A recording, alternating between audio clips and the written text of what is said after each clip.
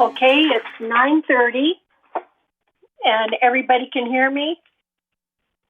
So before we start the meeting, I just want to make sure everybody knows how to use the chat box. So, so my question is, again, do you know how to use the chat box if you would like to speak? I actually don't know how to do that. Okay. I've not used here before, that's why. Okay, so after the meeting, maybe you can talk to Grant, and he could help you go through that. Okay. So that you will know how.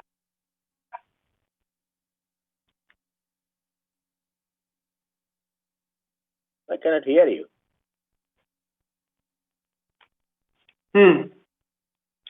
Uh-oh.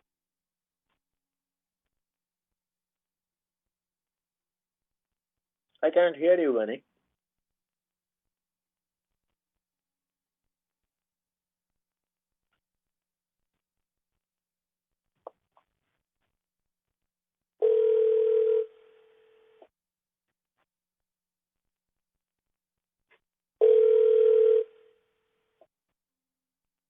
So I'm disconnected? Yeah.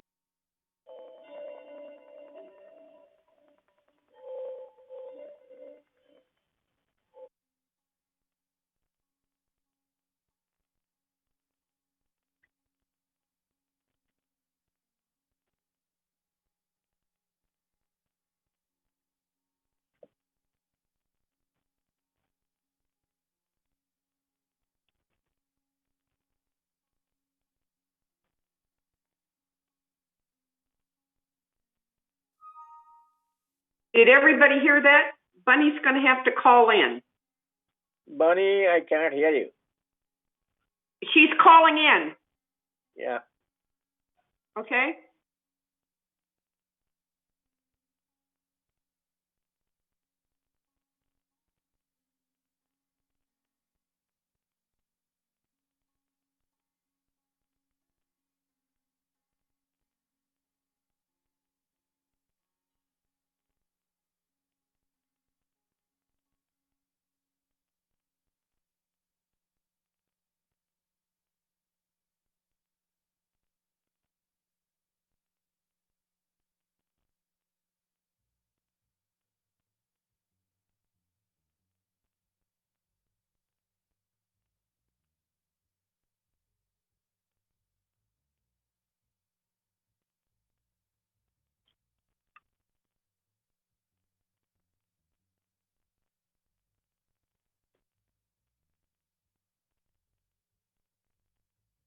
Okay.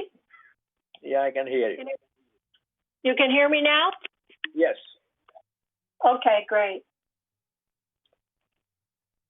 Oh, no, we're not leaving the meeting. Okay, sorry for the delay. Last thing that you told me that I should talk to Grant and know how to use the chat box. That is after that we could not hear you anymore. Okay, so what I was saying is that, Dan, if you get in touch with Grant, you know, it doesn't have to be today or maybe tomorrow, and he will help you. He will walk through that process with you so that you will know how to use the chat box in the future. Okay. Okay? Okay. All right. Thank you. You're welcome. Okay. And I'm assuming, James Hopkins, you know how to use the chat box correctly? Yes? Yes? Okay. And Sue. All right. Thank you. All right. So it is 9:34, and good morning and welcome to the regular open meeting of the Board of Directors of the Golden Rain Foundation of Laguna Woods, a California nonprofit mutual benefit corporation. This Tuesday, September 1st, 2020, 9:30 a.m. virtual meeting, Laguna Woods, California.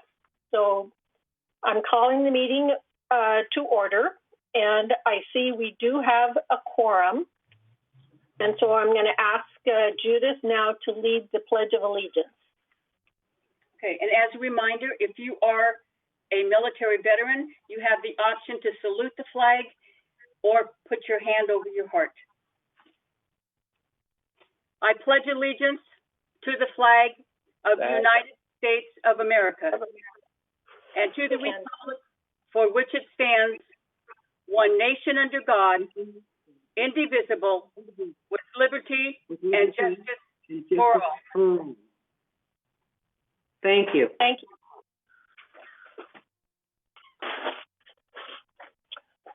I will acknowledge the media, although we can't see them.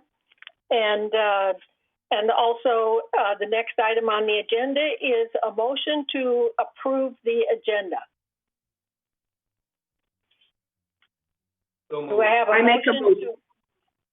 I make a motion to. Okay. All those in favor? Bonnie, I have some comments.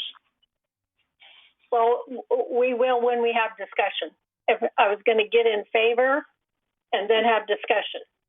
No, you do in favor at the end. In other words, Okay. you vote the acceptance at the end. Okay. Okay. All right. All right. On the Discussion. second page under consent calendar, we see that there's a dark print for recommendations from the landscape committee, and it shows Right. B, C, and D.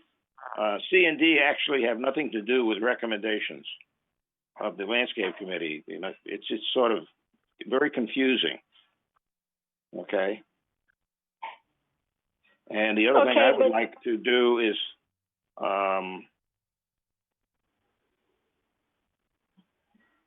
discuss the rescinding of the supplemental appropriation for the PAC improvement project. I think people in this community have made comments and they're not very clear on what was going on. And I think we owe them an explanation. And I think we can do this as part of a discussion.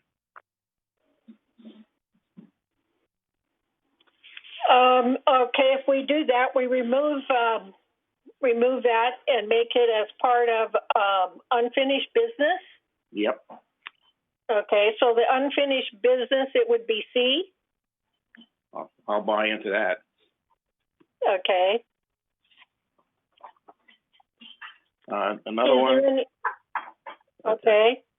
And under E for reports, shows Clubhouse One Renovation Ad Hoc Committee, the meeting on August the 1st.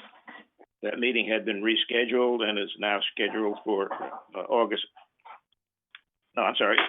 31. And now it's scheduled for September the 2nd. Okay, I'm looking for where that is. That's on the next page. Third page, actually. E2. Okay, I see strategic planning, report of committee, purchasing ad hoc. Okay. Media, security, GRF bylaw. So Clubhouse One. Okay, I see.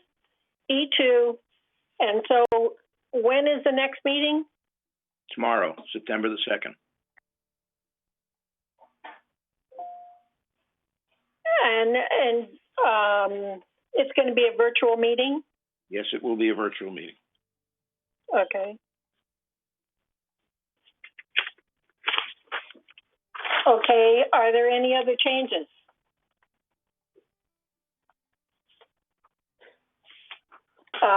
If there are no other changes and deletions,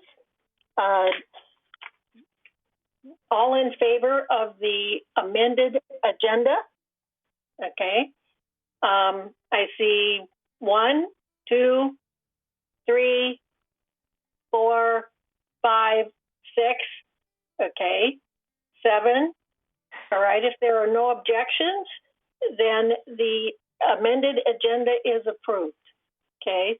So the next would be, do I have a motion to approve the minutes of August 4th, 2020, regular open session meeting? I need to have a motion. Do I hear a motion? I so move. Okay, second it? All right, any discussion? All right, all those in favor of approving the minutes of August 4th, 2020? All right, so I see 1, 2, 3, 4, 5, 6, 7, 8.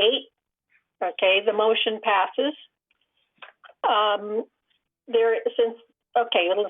So the next is the report of the chair.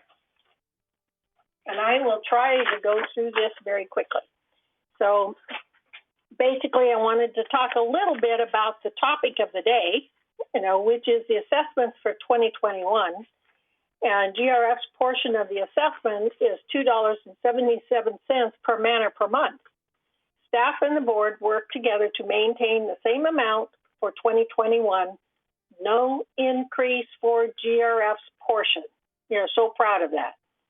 So understand that a large portion of GRF's revenues comes from other sources like the trust transfer fee, golf, room rentals, and other revenue sources.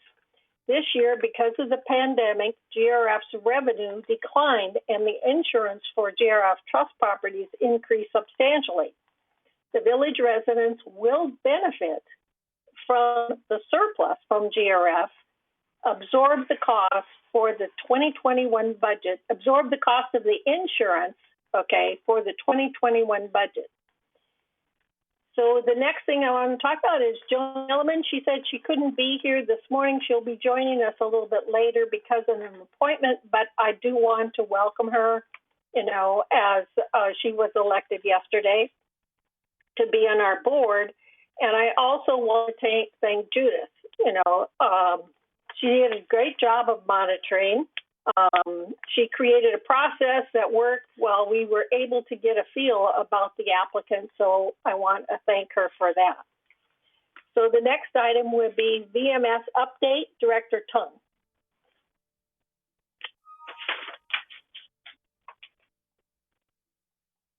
James Tung, your turn is up.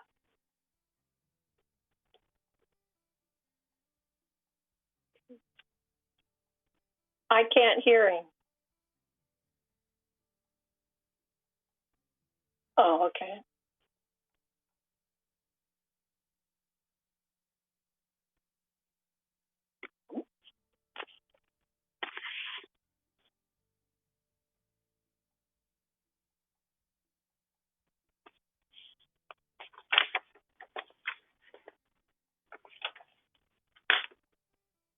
Cannot hear you. We can't hear James, Grant.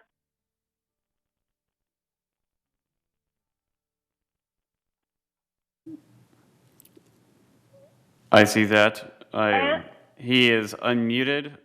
However, there doesn't seem to be audio coming out of his microphone. If he can hear us, possibly try to call in to the meeting.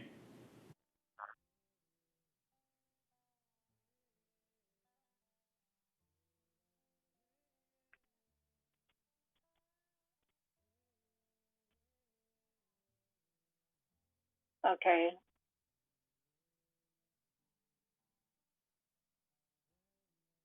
Were you able to make a call to him? I'm reaching out to him now. Okay.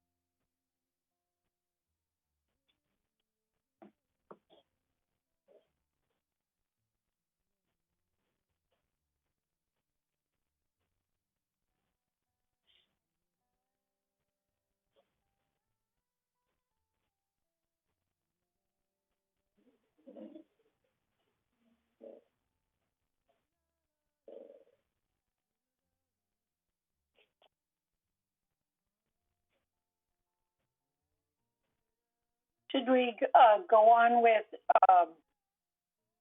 Jeff's report and then go back to James?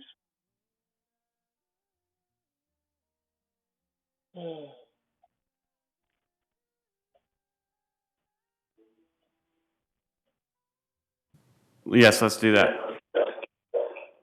Okay.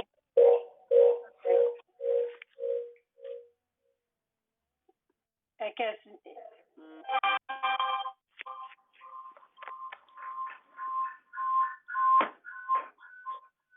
Okay, James. I think that's your phone. Okay, he's got his green light, but it's not working. Okay. Let's go ahead and go to the CEO report. Jeff? Yes. I have three things that I wanted to report to you. If you can hear me. Hello, Grant, can you hear me? Oh, Grant, can you hear me? Oh, okay, now we can hear you.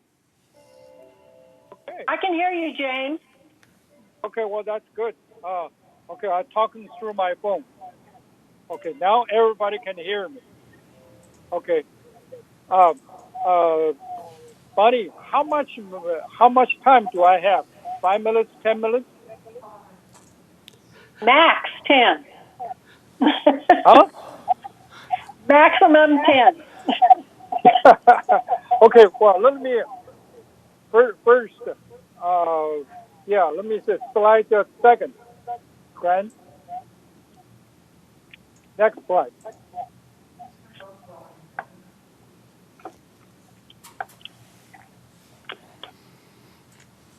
Okay. Well, okay. Okay, well, next one. Thank you. Yeah. So what I trying to show is the VMS, what the VMS did to improve the performance and economically.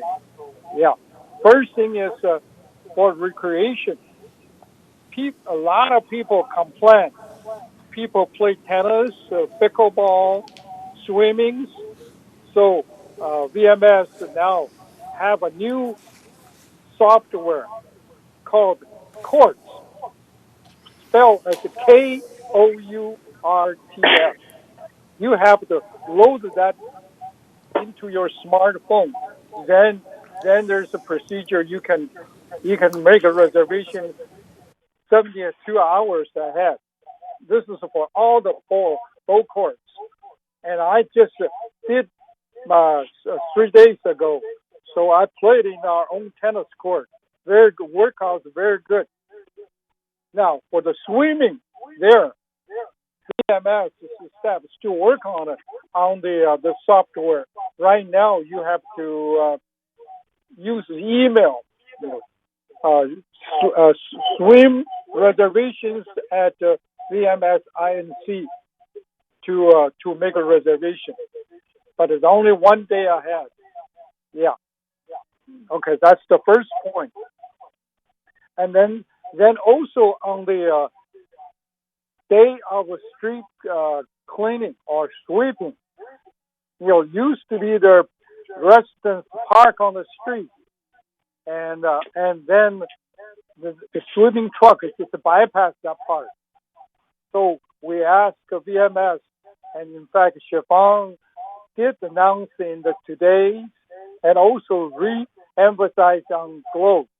So now some people already removed their car on the day of street sweeping. Yeah, so that's the improvement. But if the residents are not sure which day, you can call the resident service to find out which dates. Yeah. Okay. Okay. That's and then the recent our board meeting, Eileen shows us about communication. So that Grant, next slide.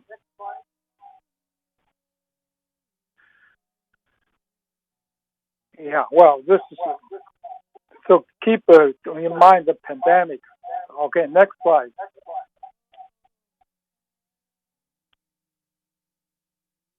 Okay, next slide. Okay, so Eileen shows that Department of Medium Communication into 4 different parts. Medium Communication Administration, that's work center. And then TV studio, everybody knows that. And Medium 55 is work on the advertisement. Okay, so by doing this, next slide.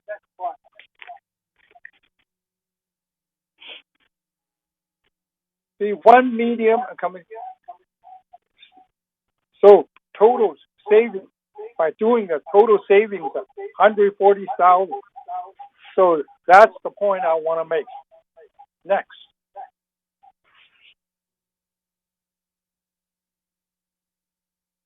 Next slide, Brian.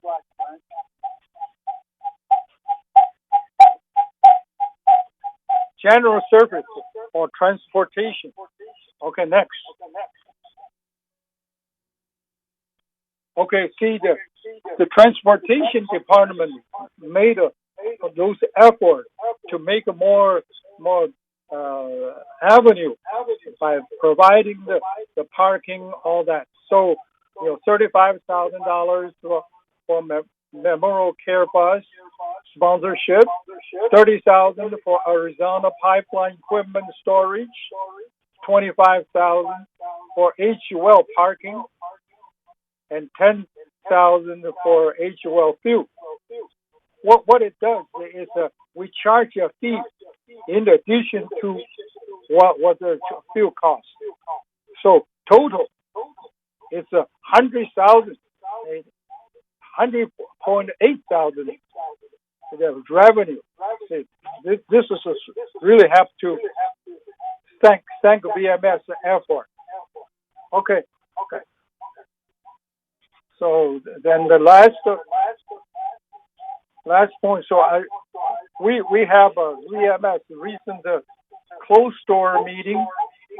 We work on the anti-harassment policy. After Wei Ming, Rosemary started with the procedure, Stephanie with the details since he's a lawyer. And then now, after all this, Siobhan with all the board directors' comments, Siobhan put together semi-final version. Now we'll work on this semi-final version. Hopefully, in the next meeting, we'll finalize it. Okay, that's all I have, Bonnie. Thank you so much.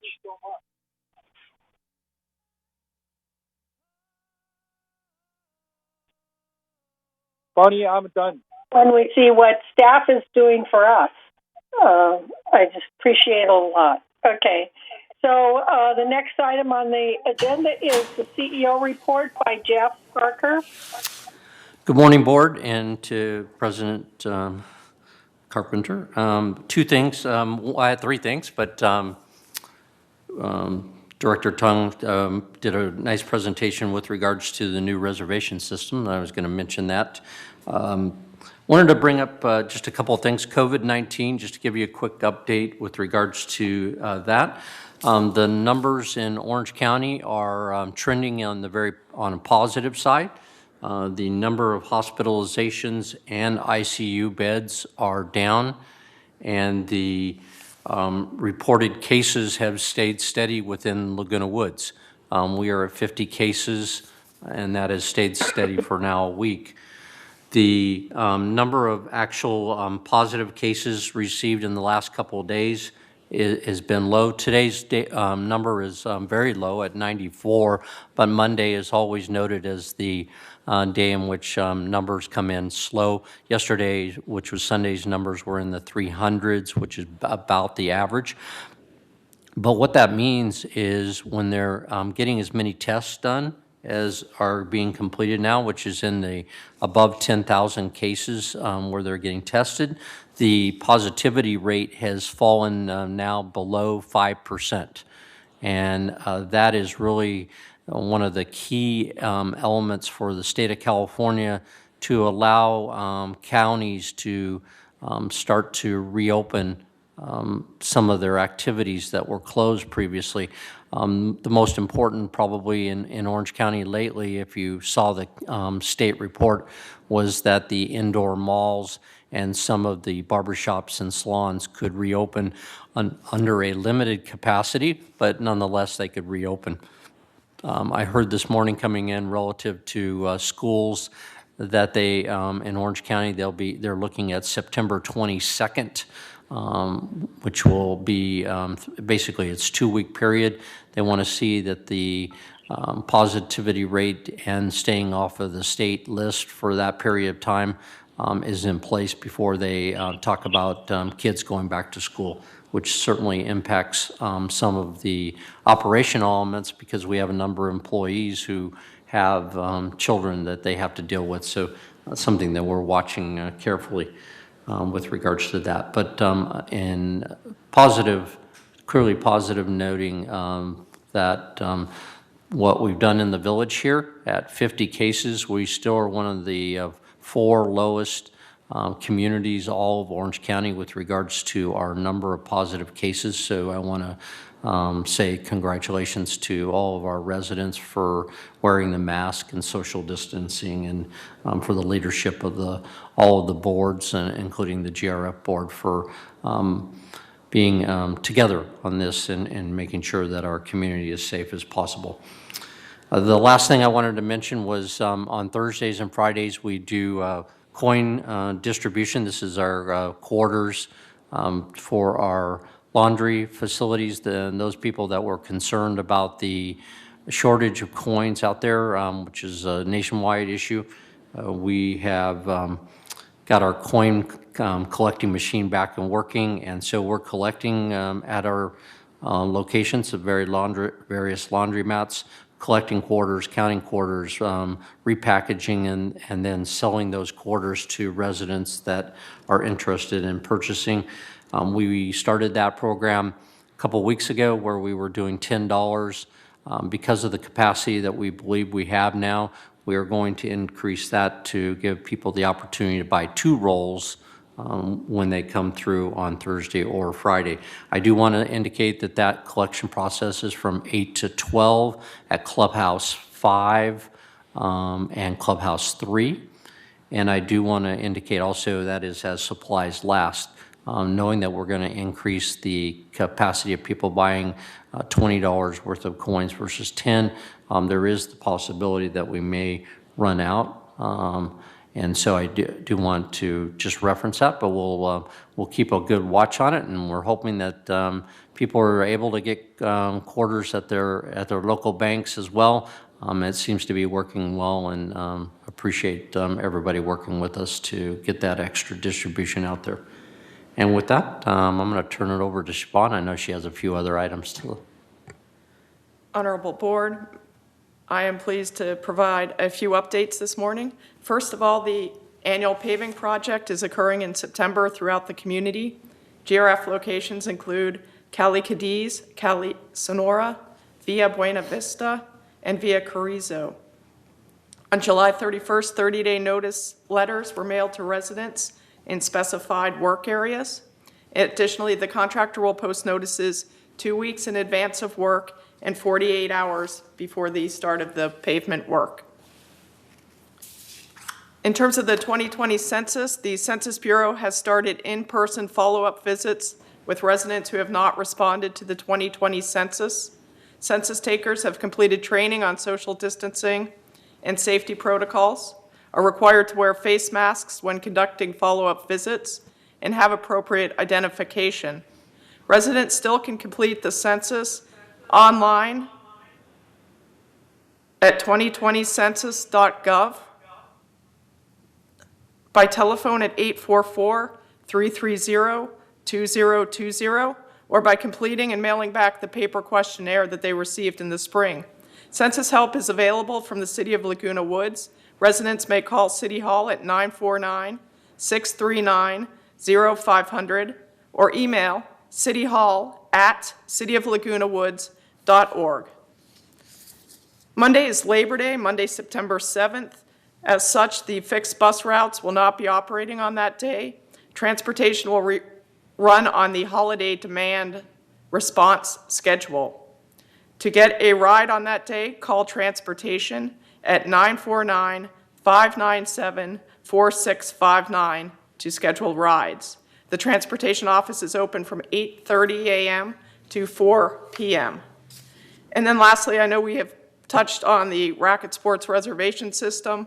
Detailed instructions are available for residents to use on the village website under the news tab. So I encourage residents who play these sports to go to Village News, and they can follow the directions on how to download the application for their iPhones or their Android devices. Thank you very much.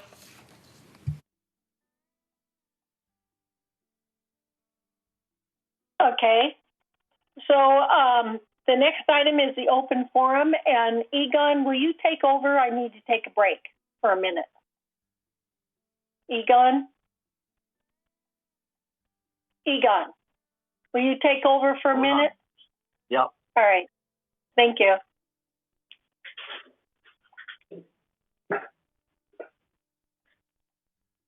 Okay. The open forum, 3 minutes per speaker. This time, the speakers may address the Board of Directors regarding items not on the agenda within the jurisdiction of the Board of Directors, the Golden Rain Foundation. There is a one-page limit per speaker, and the speaker may only address the board once during this period. The board reserves the right to limit the total allotted time for the open forum. Members should call 949-268-2020 or email meeting@vms.org to request to speak. Brent, do we have anybody on line to speak, or that you're going to read their email? Good morning, Director Garfunkel. This is Becky Jackson. I have 3-member comments, esteemed members of the board. My first member comment is from Cash Akakar from 201 E as in Edward. Grant will be timing me. His comment refers to the GRF must recognize trustor assets. So since inception of our community, GRF has neglected the trustor priceless asset, the knowledge and experience of our retiree members, bring in with them, and then unfortunately take it with them to their graves. They do not know how to utilize it. Amongst us, we have retired CEOs, COOs, lawyers, engineers, accountants, manufacturing experts, and I can go on and on and on. Combined, we possess over 500,000 man-years of exceptional expertise that GRF has until today not recognized. GRF has destroyed for the last so many years this valuable national asset and buried it with the residents. Especially during this pandemic times when unemployment is sky high and many companies are closed their doors, these assets, our knowledge base, can be tapped in with exchange for our retirees wanting to disseminate their knowledge and know-how to leave a legacy. What better can we provide our community with such all experienced talents to resolve problems and provide project assistance to local companies, and while doing so, can get small donations to support the badly needed funds for the village infrastructure. All I am asking is to assign me to take the initiative for GRF to organize selecting quality talents of about 50 people within 1 year to provide their knowledge and expertise from their past lives back to the local community. I will need 1/2 of the room under the pool deck in Clubhouse 4, 50 chairs and a table and some setup for coffee and cookies, a sound system, a safe place to store confidential material, and zero financial assistance. I will build the necessary infrastructure for GRF on a volunteer basis and see that it becomes a perpetual establishment. All excess funds generated from this activity shall be donated to the Mutuals and the Laguna Woods Foundation. You have done a wonderful job keeping the coronavirus under control and have been very proactive managing the pandemic by keeping the spread to a very small minimum. Thank you for all your hard work, but we need your best efforts in all activities of concern to the community. Let the senior brains assist in bringing donations to support our infrastructure. The ideas is not novel and the timing is right. Together we can make our community the best ideal senior community, cash or car. All right, our next comment is from Darlene Bigos at 5590 B as in boy. Dear GRF board members, over the past 6 months, we have become increasingly concerned with the manner in which our village has been managed. We understand the potential seriousness of COVID and the fact that we are a vulnerable community. However, questionable cutbacks and restrictions affecting every area of our daily lives, the lack of new, safe activities being offered to residents, as well as many additional concerns, has prompted the following. We would appreciate your addressing our concerns or request your response.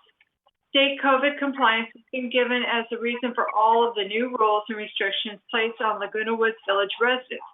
This being the case, why are some outdoor activities restricted to the hours of 8 a.m. to noon and 4 p.m. to 8 p.m.?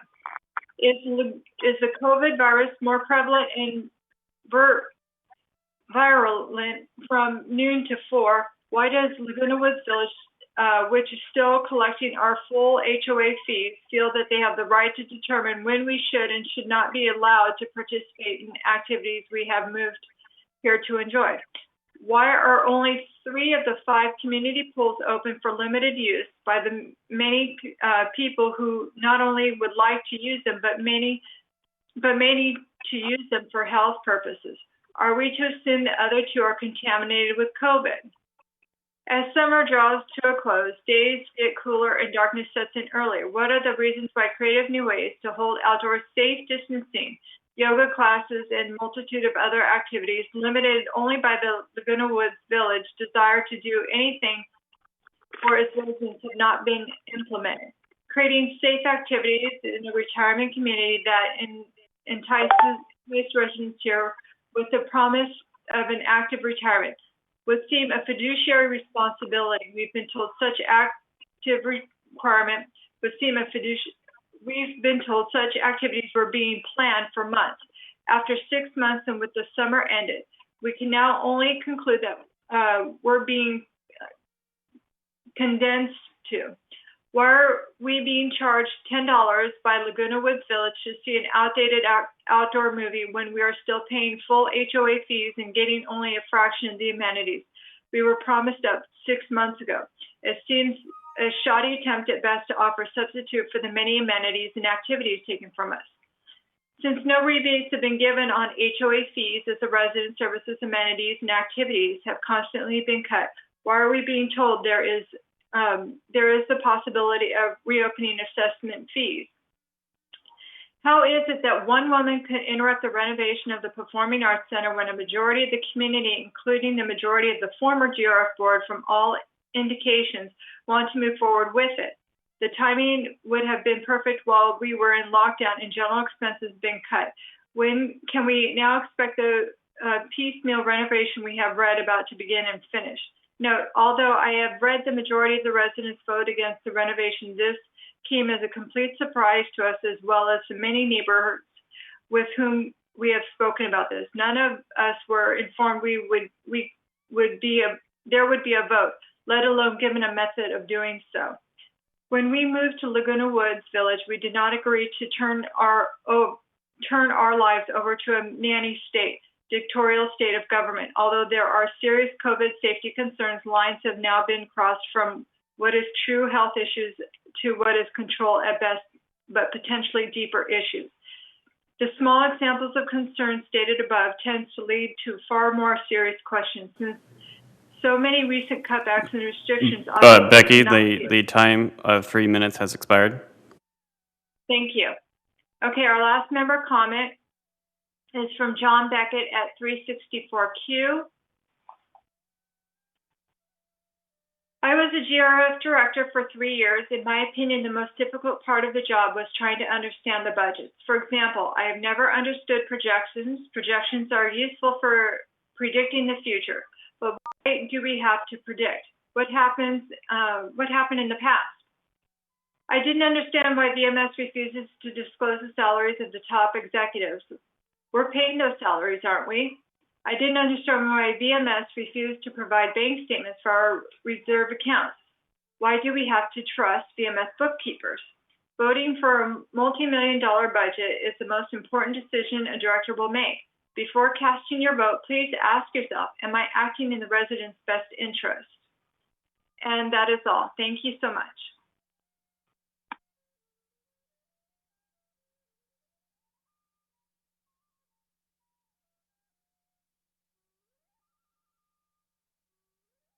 The speakers. Are there any directors? Me. Okay, Yvonne? Yeah. This is Takesh. You've been asking GRF to support your personal endeavors. You want us to supply you with a free room. This is not going to happen. I suggest you contact a company like SCORE for some coaching and support for your personal project, or form a club and get in line for a room. If you don't know what SCORE is, it's a bunch of retired executives that help people with projects and help them get it off the ground, free of charge. Thank you. Okay, Judith? Okay, Judith? Okay, my response is actually to the board. It's questions like the first one about why people have to continue to pay their association dues while we are following state regulations. I wish our lawyer were here to answer those types of questions. I am here. Thank you. Oh, are you here? Yeah. Oh, yes. Can you answer that question? Oh, sorry, Lori. No worries. Bunny, is it okay if she answers that question about paying association dues? There's a great article in CAI, and I'm sure Lori can answer it much better. That would be great. Okay, thanks. Well, sure. Those comments are being heard by other communities as well from the members, and it's understandable when amenities are shut down due to state and other governmental regulations. But it's important for all the members to realize that the association's budget still goes on. There are still expenses that need to be paid, management, insurance, maintenance, landscaping, all of the amenities that you do have that are operating do need to continue. And that comes from the assessment. Further, there is support in California case law that says the failure of a particular amenity or something that is not functioning is not a basis for owners to not have to pay their assessments. So legally, you still have to pay the assessments, but practically as well, the expenses of the association continue and they don't go away, and those are funded by the assessments. Thank you, Lori. Okay, Egon? Egon. Yes. Okay, Cash, I'd just like to add to what Yvonne said. Actually, her comment about SCORE is an excellent idea that you should check into. As far as the room under Pool 4, that would require a significant budget, not assessment, a project, which is not in the 21 budget. Clean that room up to get rid of the mold, and then to take care of some water seepage that apparently still happens. We'd also have to displace the stuff now stored there, and that's just, where do we put that? You should apply to have a regular club and get a small club meeting room and proceed with your idea, which is excellent. But I mean, we cannot form a club. We cannot do that. That's all I have on that. Thank you. Speaker number 2, who addressed the PAC. Why was the PAC?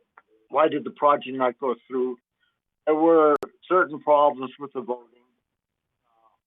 The halt that was put to it was quite proper, and then the project was looked at by the corporate board, which is United, Third, and the Towers. Okay, and they voted because there was an expenditure that was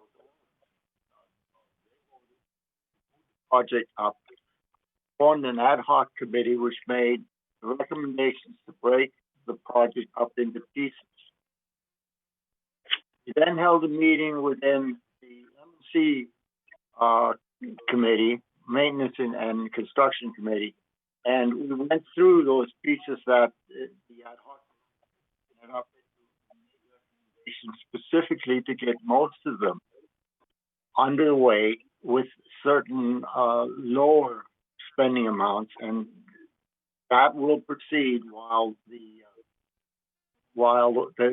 club is shut down. And the way we did this, we made an in-person inspection of the facility and found that some of the stuff that was planned to be done was not necessary. So we will proceed with that, and there is permission from whoever has to give that permission, I suppose Bunny or someone. We can put a little article in the Globe as to what the actual status of this is at the current time, so that people are so confused. I think that was a good point. Okay, that's all I have. Thank you. Egon, this is Bert. We have difficulty, at least I do. You continue to drop in and drop out when you've discussed what you were saying. And so I don't know whether it provides a cohesive answer or not. Bunny, did you get the whole thing, or am I just having a problem hearing? No, I'm having a problem. Yeah, it's he goes in and out, so I don't know if he's using his computer or a phone. I'll use my phone and anything else I have to say today. Thank you. Thank you. Okay. All right, is there any questions? All right, so we'll go forward to the consent calendars. So all matters listed under the consent calendar are considered routine and will be enacted by the board by one motion in the form listed below. So we have a recommendation from the Finance Committee, consistent with its statutory obligations, a subcommittee of the board consisting of the treasurer and at least one other board member reviewed and approved preliminary Golden Rain Foundation financials for the month of July 2020. And by this vote, ratify that such review be confirmed in this month's board meeting open session meeting minutes. The next item is the recommendation from the Landscape Committee, so to approve the request for removal of 3 California pepper trees located between the rear of Building 3024 and the tennis courts at Clubhouse 7, 2 removals at the members' expense, and that is Resolution 9020, and I'll ask Judith to read that after we go through D, resolution to update GRF committee assignments. So Judith, would you read the Resolution 9020 for the Landscape Committee?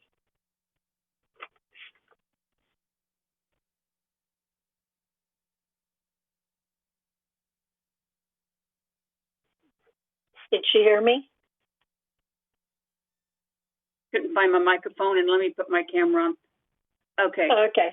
Wait a minute. Am I there? Oh, there I am. Okay. Yeah. Okay. So you want me to read not B, because this is on the consent calendar, so why are we reading it? Well, that's my question is because we do have a resolution and it is on the consent calendar. And so my thoughts is when you have a resolution, you have it read, and then we have one motion for all the items that are on the consent calendar. Is that correct? We do not read resolutions on the consent calendar. Look, what you read in the beginning was these are considered routine, and therefore they are voted in all as one group. We don't take them separately, and we don't have to read them at all. Okay, thank you. All right, so all those in favor of the items on the consent calendar. So no, I'm sorry. I'm really messed up today. Okay, I need a motion to approve all of those items on the consent calendar. So moved. Okay, and I second the motion for the amended consent calendar. Yes, thank you. All right. There's a second? Yeah, that was okay. That was the second. Okay. Okay, no further, and there's no discussion. And so all of those who approve, all in favor? Okay, 1, 2, 3, 4, 5, 6, 7. I see 8. Okay. The motion passed for all those items that are on the consent calendar. So the next item is under unfinished business. Do I hear a motion to entertain to approve the 2021 GRF business plan and reserve funding plan? Now, these are resolutions 9020.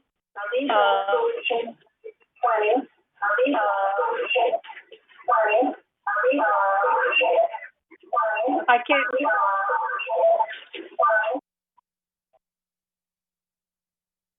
Okay, speak again because there was a terrible interference.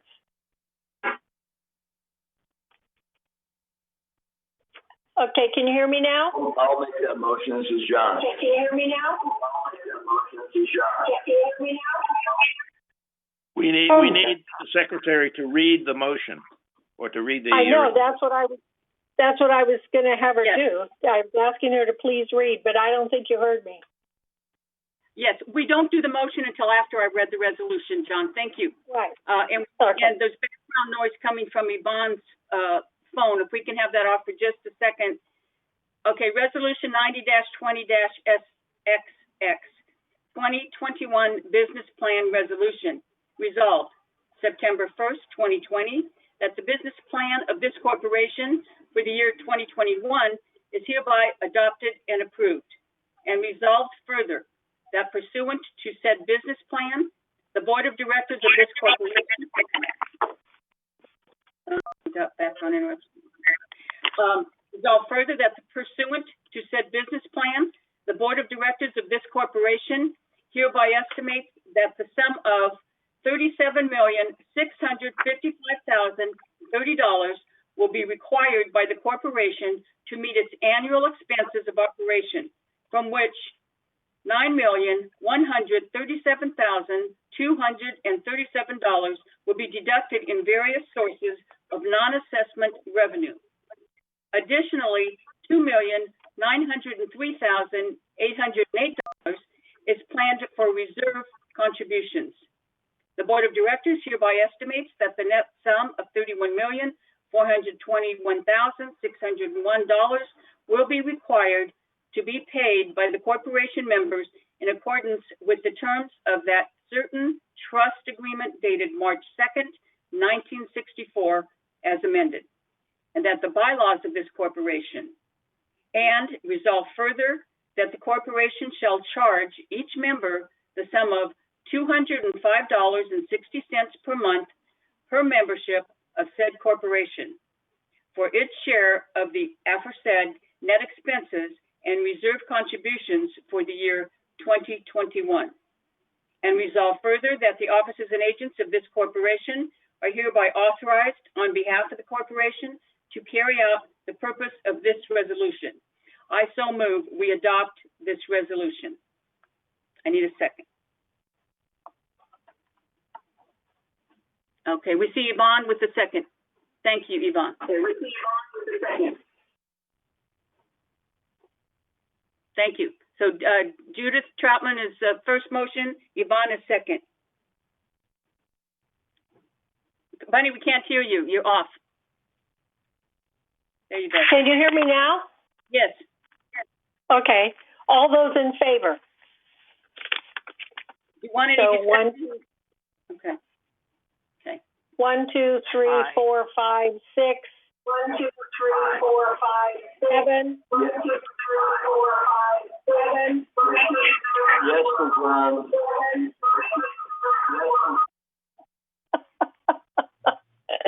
Okay. The motion passed. Okay. The next item is, now I've lost my place. Okay. To entertain a motion to approve the 2021 GRF capital plan. Judith, will you read the resolution? Resolution 90-20XX, 2021 Reserves Funding Plan Resolution, whereas Super Code 5570 requires specific reserve funding disclosure statements for associations. And whereas planned assessments or other contributions to replace reserves must be projected to ensure balances will be sufficient at the end of each year to meet the association's obligations for repair and or replacement of major components during the next 30 years. Now therefore be it resolved, September 1st, 2020, that the board has developed and hereby adopts the replacement reserves 30-year funding plan, which is attached with the objective of maintaining replacement reserve balances at or above a threshold of $7,400,000 while meeting its obligations to repair and or replace major components. And resolve further that the officers and agents of this corporation are hereby authorized on behalf of the corporation to carry out the purpose of this resolution. I so move we adopt this resolution. All right. Do we have a second? Bert? Okay, I see Bert. Okay, Bert. Okay, thank you, Bert. All right. Is there any discussion? All those in favor of the approval of this resolution to approve the 2021 GRF capital plan? Okay, all those in favor. So 1, 2, 3, 4, 5, 6, 7, 8. Okay, the motion passes. So the next item is item C, which is rescind the supplemental appropriations for the PAC improvement project resolution 90-2028 in the amount of $2,331,527 and resolution 90-2029 in the amount of $128,810. So Judith, will you read these resolutions? Yeah, so you're on 12, you're on 13? Well, we actually moved. Oh, that's right. That was the new one. So I got to go back. Yeah. Okay, to. Okay. Okay. That's sorry about that.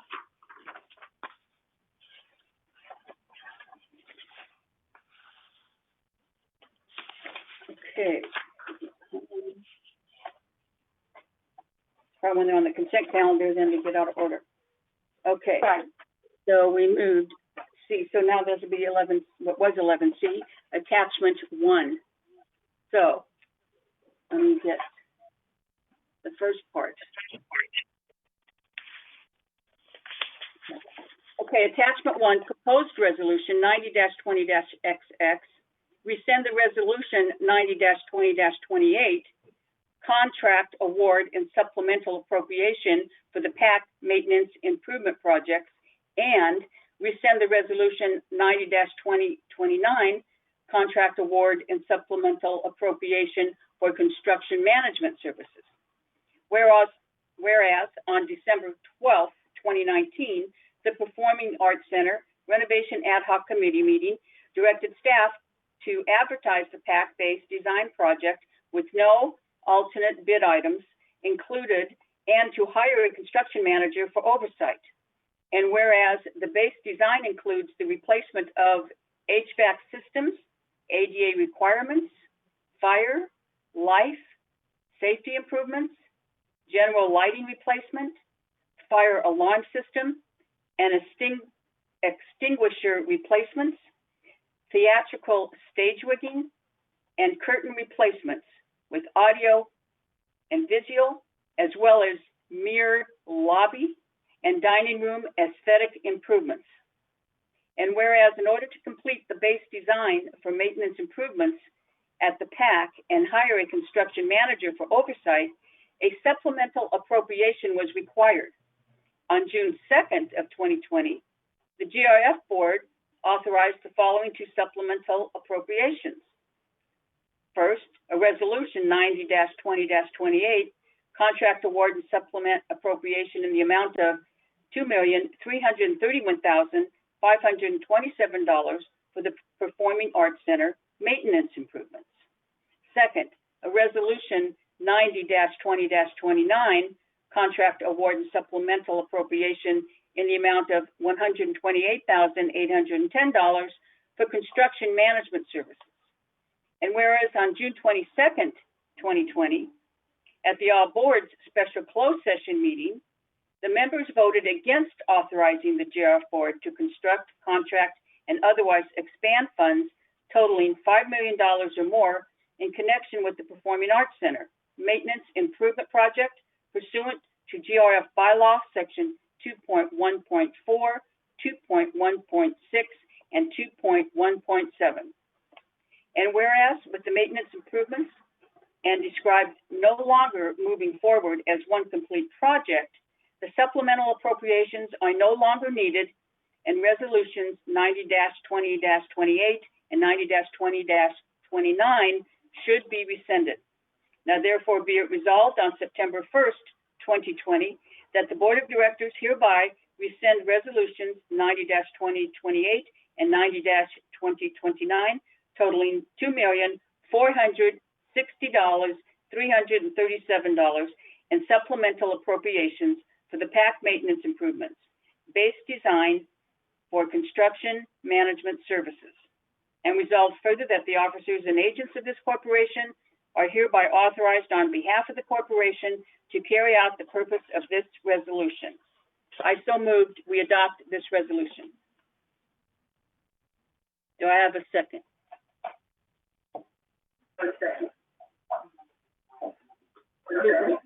Yvonne? Okay, Yvonne. Okay, thank you, Yvonne. Okay. All right.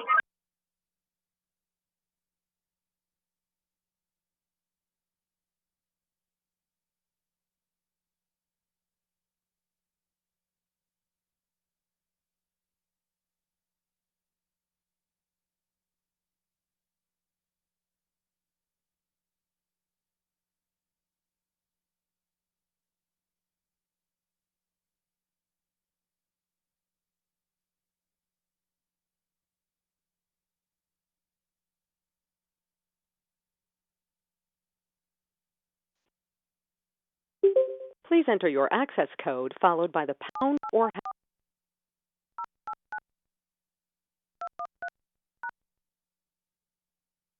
To enable audio control.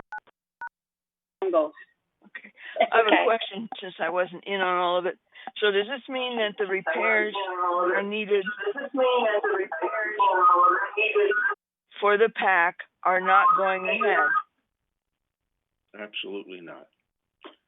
Then what is going on? I need to know. I'm sorry. Okay.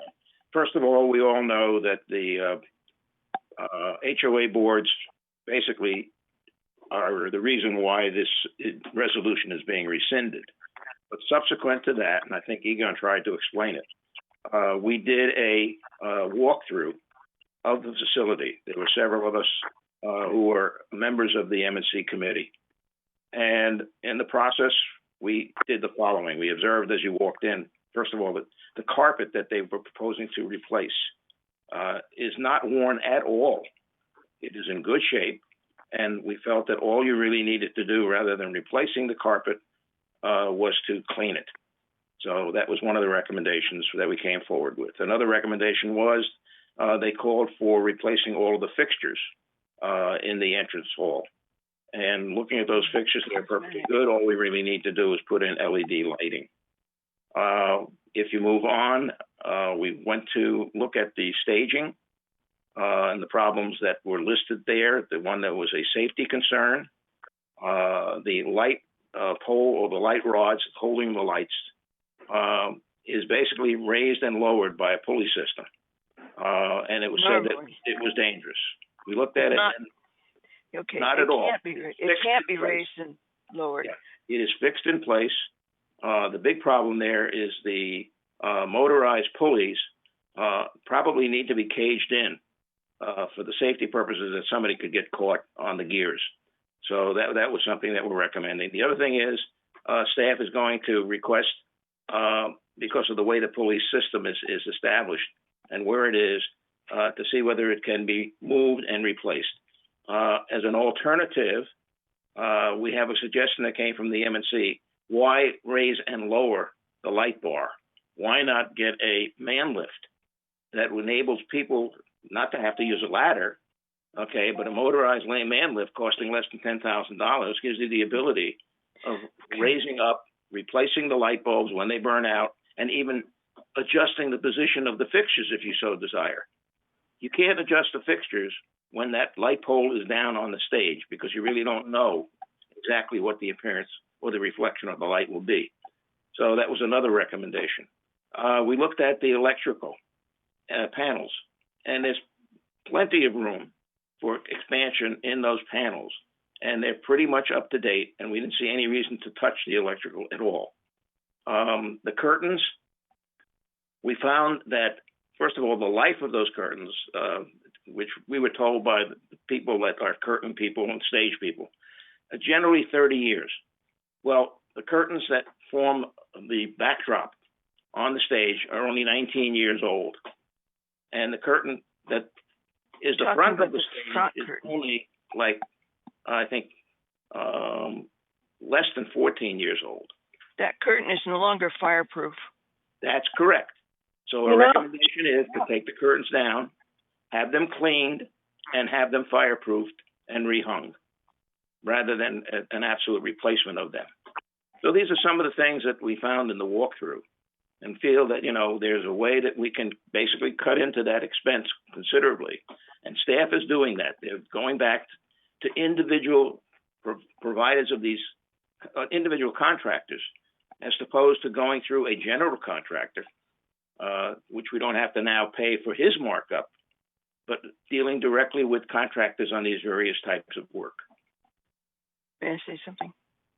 Are you checking with the stage managers, with people who know staging? Brian Gruner was there, and the stage manager was there.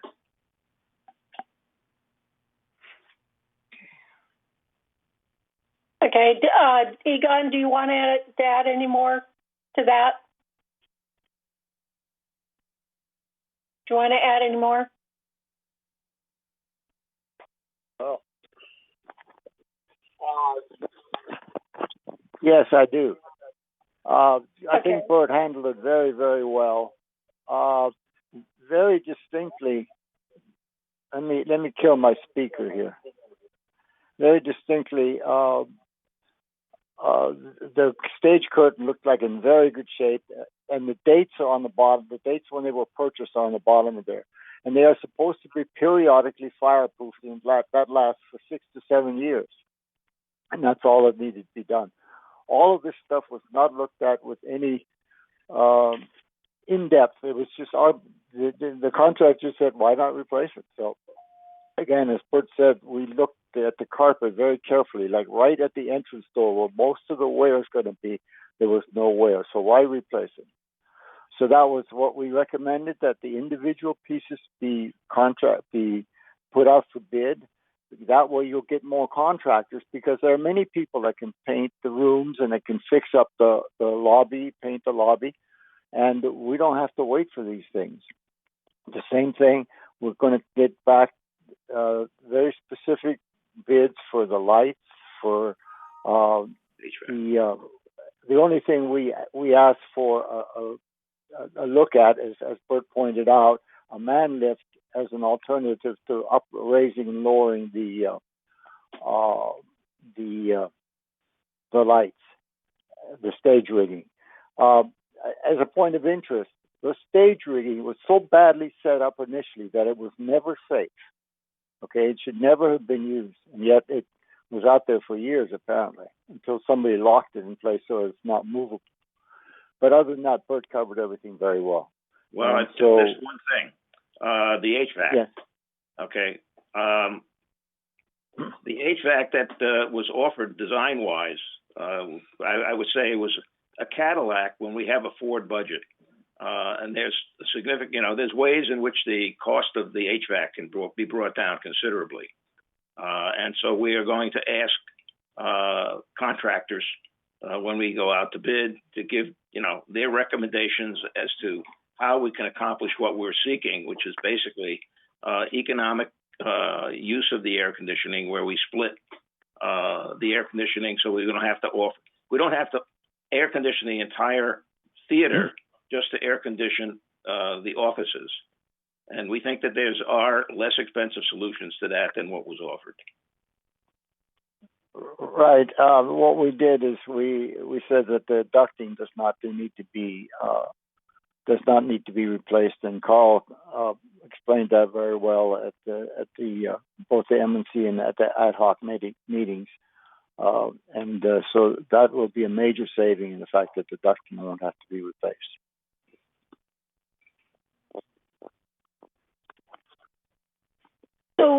So is there any other comments on that? But the message is that we are going to fix everything that needs to be fixed at the PAC, all the safety features, replace the HVAC, as necessary with the best bang for the buck, and basically the thought is that with the money that we already had budgeted for the PAC, instead of the additional money that we're now rescinding, that we would have enough money in our budget to be able to do all of those things. And we want to make sure that the message is out there to the PAC people that we want to get this done before the PAC opens. We will, and we just don't want people to think that we're ignoring, any of the safety features. We are not doing that at all. And it'll look nice, when it reopens. So if there's no further comments on that, are we ready to vote in favor of the supplemental rescind? We're rescinding the supplemental appropriations. So all those in favor of rescinding. Okay, so we've got 1, 2, 3, 4, 5, 6, 7. Okay, so the motion passes. President Carpenter, this is Grant. We had some audio issues during the first and second. Would you mind telling me who was the first and the second on that motion? I was the first. Yeah, I was the first. Yvonne seconded it. Thank you. In addition, President Carpenter, we have somebody from finance to talk about the budget items. One moment. Hi, Bunny. It's Chris Swanson. I'm in the boardroom. How are you? Okay. So I just wanted to bring something to the board's attention. In the approval process of agenda items 12A and 12B, there was a reading of a resolution that was passed by the board, and one of them was for the business plan, but the other one was for the reserve plan. Additionally, what was overlooked is, if you guys have your agenda packets up, if you go to agenda item number 12B, page 9 of 15, That resolution for the capital plan was actually not read aloud or approved by the board. I just want to bring that to everyone's attention. Okay, my understanding is we did do that, but we can go back and do it because what we did was, the first motion was for the GRF business plan and reserve plan, and then the second motion was for the GRF capital plan. Correct. So Sure, you did do that. However, if you look at your agenda packet, I just want to point out that there are 3 separate resolutions. So if you go to agenda item number 12A, page 3 of 17, as well as agenda item number 12A, page 4 of 17, those are 2 resolutions that you did read aloud. However, if you go to agenda item number 12B, page 9 of 15, that is for the capital plan. Right. But you did not read that. So you only read aloud the first 2, not the third one. That's what I'm trying to say. If you're okay with that and the board just approves it, I'm okay with that too. But I just want to make sure that, that was made a note of, but it wasn't actually verbally read. Okay. Judith, do you want to read? Yeah, there's no law that says we have to read it. We also, on occasion, when something's really long, can waive it. So legally, we don't have to go back and reread it, but with the understanding that when we voted on the first 12B, we voted on the second 12B, so we can leave it as stands, and it's the same vote. If anyone has an objection, Bunny, then I would say I'll go ahead and read it. It's short, but legally, we're not required to read it because it is in the agenda, and anybody can read it. Perfect. If there's a general understanding that it's approved, then it's approved. Right. Okay. Thank you, Chris. Okay. Thank you all. All right. All right. So the next item on the agenda is the sponsorship of wellness bus route. Okay. So I'd like to entertain a motion for the proposed sponsorship of the transportation wellness route by Memorial Care for a 12-month period effective September 1 in the amount of $35,000. Okay. Judith, will you read the resolution? Resolution 90-1X-XX.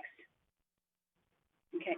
Whereas the Golden Rain Foundation currently owns and operates 16 buses for the Transportation Services Program, and whereas the Golden Rain Foundation currently operates a fixed route system, including a wellness route that focuses on medical office, and whereas Memorial Care has agreed to donate sponsorship funding to offset the operational cost of the wellness route, and whereas the Mobility and Vehicle Committee recommended approval of the sponsorship on August 5th, 2020. And now therefore be it resolved, September 1st, 2020, that the Board of Directors of this corporation hereby accepts the $35,000 donation from Memorial Care for the Transportation Wellness Route. And resolve further that the officers and agents of this corporation are hereby authorized on behalf of the corporation to carry out this resolution. I so move we adopt this resolution. I need a second. I'll second. Okay, that's Egon. Who was that? Don. Don. Thank you, Don. You're welcome. Okay.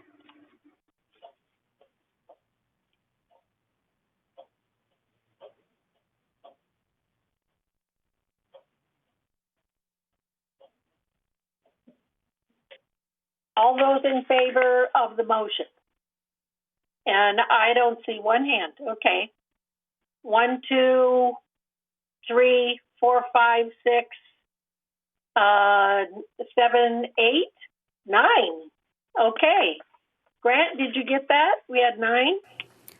Yes, I did. So, all right. So the motion. It was unanimous, yes. Yeah, this is John. I've been putting yes in the chat box. I'm having all kinds of technical issues, so I'm not going on video. Okay, I see what you're doing that. I didn't know why you were doing it. I kept seeing John Prostone. Yes, okay. Thank you, John. Okay, so the next item on the agenda is to entertain a motion to the amendment to the absolute equipment policy. It means to amend the policy to define the classification of surplus vehicles that are offered to residents for the purchase through the sealed bid process. Judith, please read the resolution. Sorry. Okay, forgot to hit that. Resolution 90-20-XX, obsolete equipment policy. Whereas, in the normal course of business, the Golden Rain Foundation, GRF, replaces items of equipment that have reached the end of their economic lives, and they have been expensive or impossible to maintain, or have otherwise become obsolete. And whereas GRF determines through its capital planning process, via supplemental appropriation, which items of capital equipment are to be replaced. And whereas, unless otherwise expressly authorized by the board of directors of this corporation, all items shall be disposed of. And whereas GRF desires to optimize the proceeds from the disposal of such equipment, now therefore be it resolved, today's date, September 1st, 2020, that all GRF equipment to be disposed of will be sold using a variety of selling methods with a minimum 30-day notice prior to sale, including off-site auctioneer, on-site auctioneer, on-site sales, sealed bid process, and online classified advertisement to provide the maximum net proceeds as determined by the purchasing and supply manager. And whereas resolved further that parts can be removed from certain obsolete vehicles and equipment if those parts are difficult to procure, or the value of keeping the parts is more than the estimated sale of the obsolete equipment. And resolve further that all items will be publicized at no additional cost to the community in available media, such as on TV6, in the community newspaper, and on the community website. And resolve further that the purchasing and supply manager will inform equipment dealers and others who may be interested in purchasing any of the obsolete equipment. And resolve further that any notice will include a place and times of inspection of the equipment and a date or deadline for bidding. And that a minimum acceptable bid amount to be set on all equipment to be disposed of that has an estimated value of $1,000 or more, as determined by the manager of the user department in conjunction with the purchasing and supply manager. And resolve further, passenger vehicles, which includes sedans, mid-side trucks, passenger vans, to be disposed of shall be noticed to the residents for a sealed bid in auction with a minimum reserve. And the minimum reserve is not met, or if the minimum reserve is not met at the sealed bid auction, the vehicles will be sent to public auction. And resolve further that when using the sealed bid process, all bids will be opened by the purchasing and supply manager, and the highest bid will be accepted. Resolve further that all such sales will be cash and will be consummated, including removal of the obsolete equipment from GRF premises within 2 weeks of acceptance of the bid. And resolve further that any equipment that is deemed to pose a significant threat to the safety of a purchaser or user, or would cost more money to sell than the estimated value of the item, or remains unsold after all reasonable efforts are made, will be disposed of in the proper waste receptacle and in compliance with acceptable or applicable laws and ordinances after notification to the GRF treasurer. And resolve further that any individual participating in the decision to dispose of an obsolete item shall be precluded from purchasing that item. And resolve further that Resolution 90-16-41, adopted September 6th of 2016, is hereby superseded and canceled. And resolve further that the officers and agents of this corporation are directed on behalf of the corporation to carry out this resolution. I move that we adopt this resolution. Do I have a second? Okay. Is there any discussion? I didn't see a second. I second it. Oh, thank you. Yeah. I just have a comment. I think I would have been a little more appreciative if the list of equipment had been included in the agenda. Yeah. That's just a comment. Thank you. Okay. I have a comment also, Bunny. Okay. Yeah, I'd like to say this is a kind of a refreshing look at how very careful this whole thing is worded about what to do with this obsolete equipment. Sometimes I get the feeling that it would be very good if we would also look at new purchases with this kind of very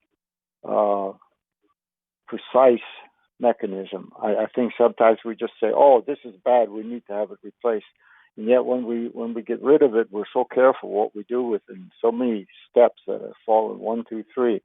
And yet, sometimes just a casual comment like, "This is no good. Should be replaced." Just a comment, a difference of how we handle one thing versus another. Thanks. Well, I think Chris can be commended for his efforts, into getting this organized and basically being able to get rid of some of the equipment that basically would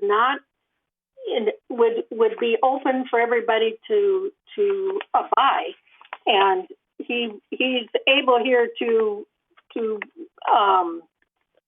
only offer the items that are really would be for sale and be in interest. Like, say, like if you have a van, does anyone in our community want to buy a bus? I don't think so.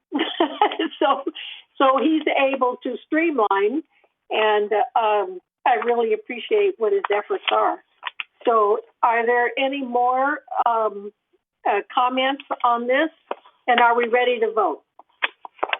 Okay, so all those in favor of the obsolete equipment policy? Okay, we have 1, 2, 3, 4, 5, 6, 7, 8. Looks like it's unanimous. Is that correct?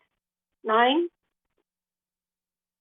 So, Grant, would you say it was unanimous? Yes, I would, President Carpenter. All right, thank you. So the motion passes. Okay, so the next item is the amendments, basically to hear a motion on the amendments to the Golden Rain Foundation Recreation Special Events Department Policies and Procedures. Will you please read the resolution, Judith? Resolution 90-20-XX. Amendments to the Golden Rain Foundation Recreation and Special Events Department Policies and Procedures. Whereas at the August 13, 2020 Community Activities Committee meeting, CAC, recommended that the Board of Directors approve the proposed amendments to the Golden Rain Foundation Recreation and Special Events Department Policy and Procedures. Whereas the policy was last amended in October 2019, glossary and mandatory adherence 90-19-17 and clubs, groups, organization revisions 90-19-39. Whereas at the May 14th, 2020 CAC meeting, the committee discussed and requested that GRF Legal Counsel review and make policy verbiage changes to prevent clubs, groups, individuals from having exclusive rights to vendors and or entertainment performers. Whereas on June 11th of 2020 CAC meeting, the committee further discussed club exclusive rights to the vendor/entertainers, and proposed additional edits to the policy pertaining to the use of GRF recreational facilities, Saddleback emeritus lecture topics at the Performing Arts Center, club membership, and club fundraisers. Whereas the policy amendments would enhance the understandability of the Recreation and Special Events Department policies and procedures for residents and staff implementation.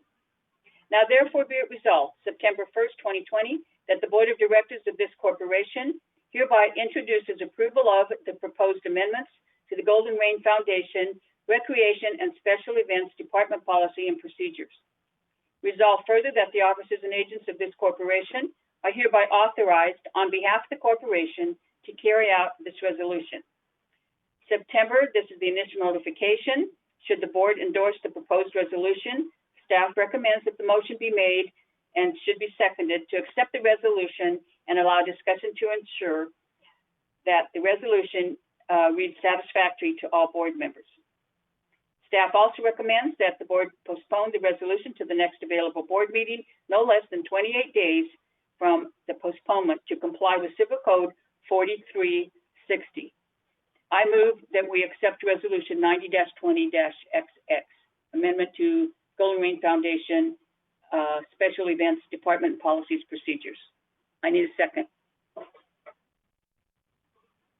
Do I see a hand for a second? I don't see Yvonne. Okay, Joan, thank you, Joan. Okay, is there any discussion? No discussion?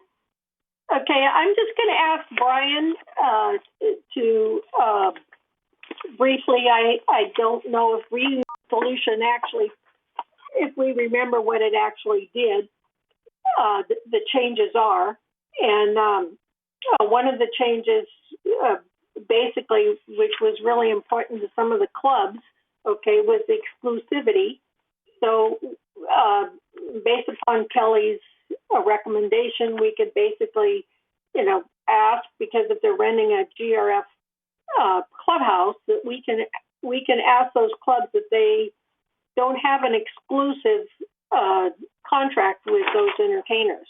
Now, what happens if, like anything else, if anyone does not follow the GRF operating rules, then that particular club, can be fined, for doing that. So that was one of the things that I thought was really good.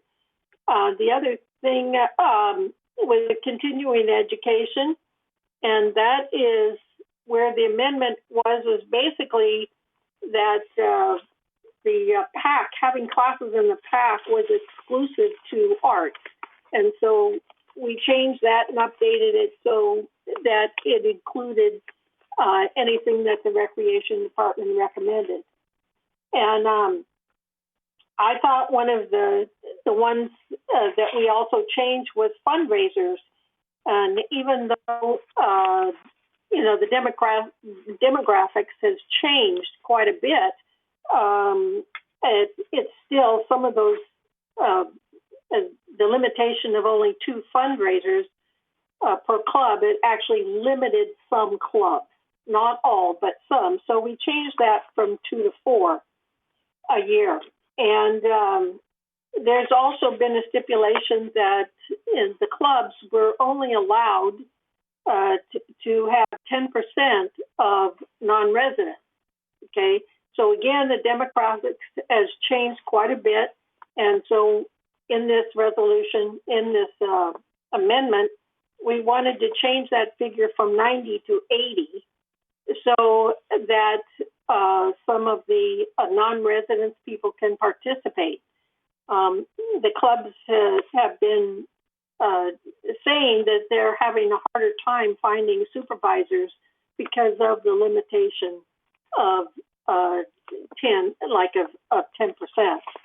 So that was the main changes. Do you have anything to say, Brian, on that? No, I think, Madam President, you pretty much said it exactly as we discussed in the CAC. I was going to say the increase also for the non-members, for clubs and different organizations, allows them to sustain themselves a little bit better. I know some of them are struggling to retain membership, and by reaching to non-residents, it will certainly help retain their memberships and help the club thrive. Okay, thank you. Okay, is there any discussion? Any further comments?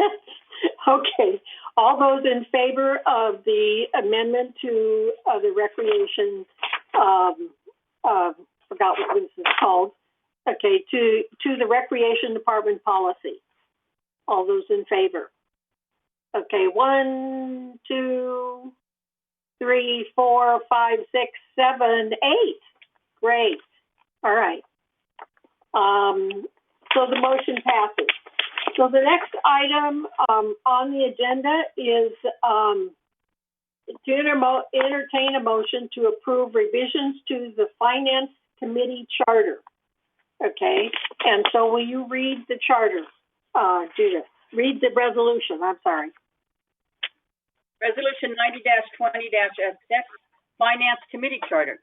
Whereas a Finance Committee Charter has been established pursuant to Article 7, Section 7-1-1 of the bylaws of the corporation. Now therefore be it resolved on September 1st, 2020, the Board of Directors of this corporation hereby assigns the duties and responsibilities of this committee as follows. Number 1, perform the duties imposed upon all standing committees as set forth in the resolution entitled, quote, General Duties of Standing Committees, unquote. Number 2, serve as liaison between the GRF Board and the Financial Services Division. Number 3, review monthly financial statements and other reports affecting the financial status of this corporation and review performance in relation to the annual operating budget. 4, review the capital requirements, service levels, and projected revenues related to the financial services division operations and recommend appropriate action to the GRF Business Planning Committee. 5, review the proposed GRF business plan as prescribed by the GRF Business Planning Committee and recommend to the GRF Board action regarding the same, including the amount of the assessment required to meet the following year's operating budget and reserves. Number 6, regularly review, in cooperation with the Financial Services Director, all insurance and risk management programs for the Laguna Woods Village community, including GRF, the GRF Trust, and the Mutual Housing Corporations, and recommend to the boards of the several corporations the actions to be taken to maintain adequate protection and coverage.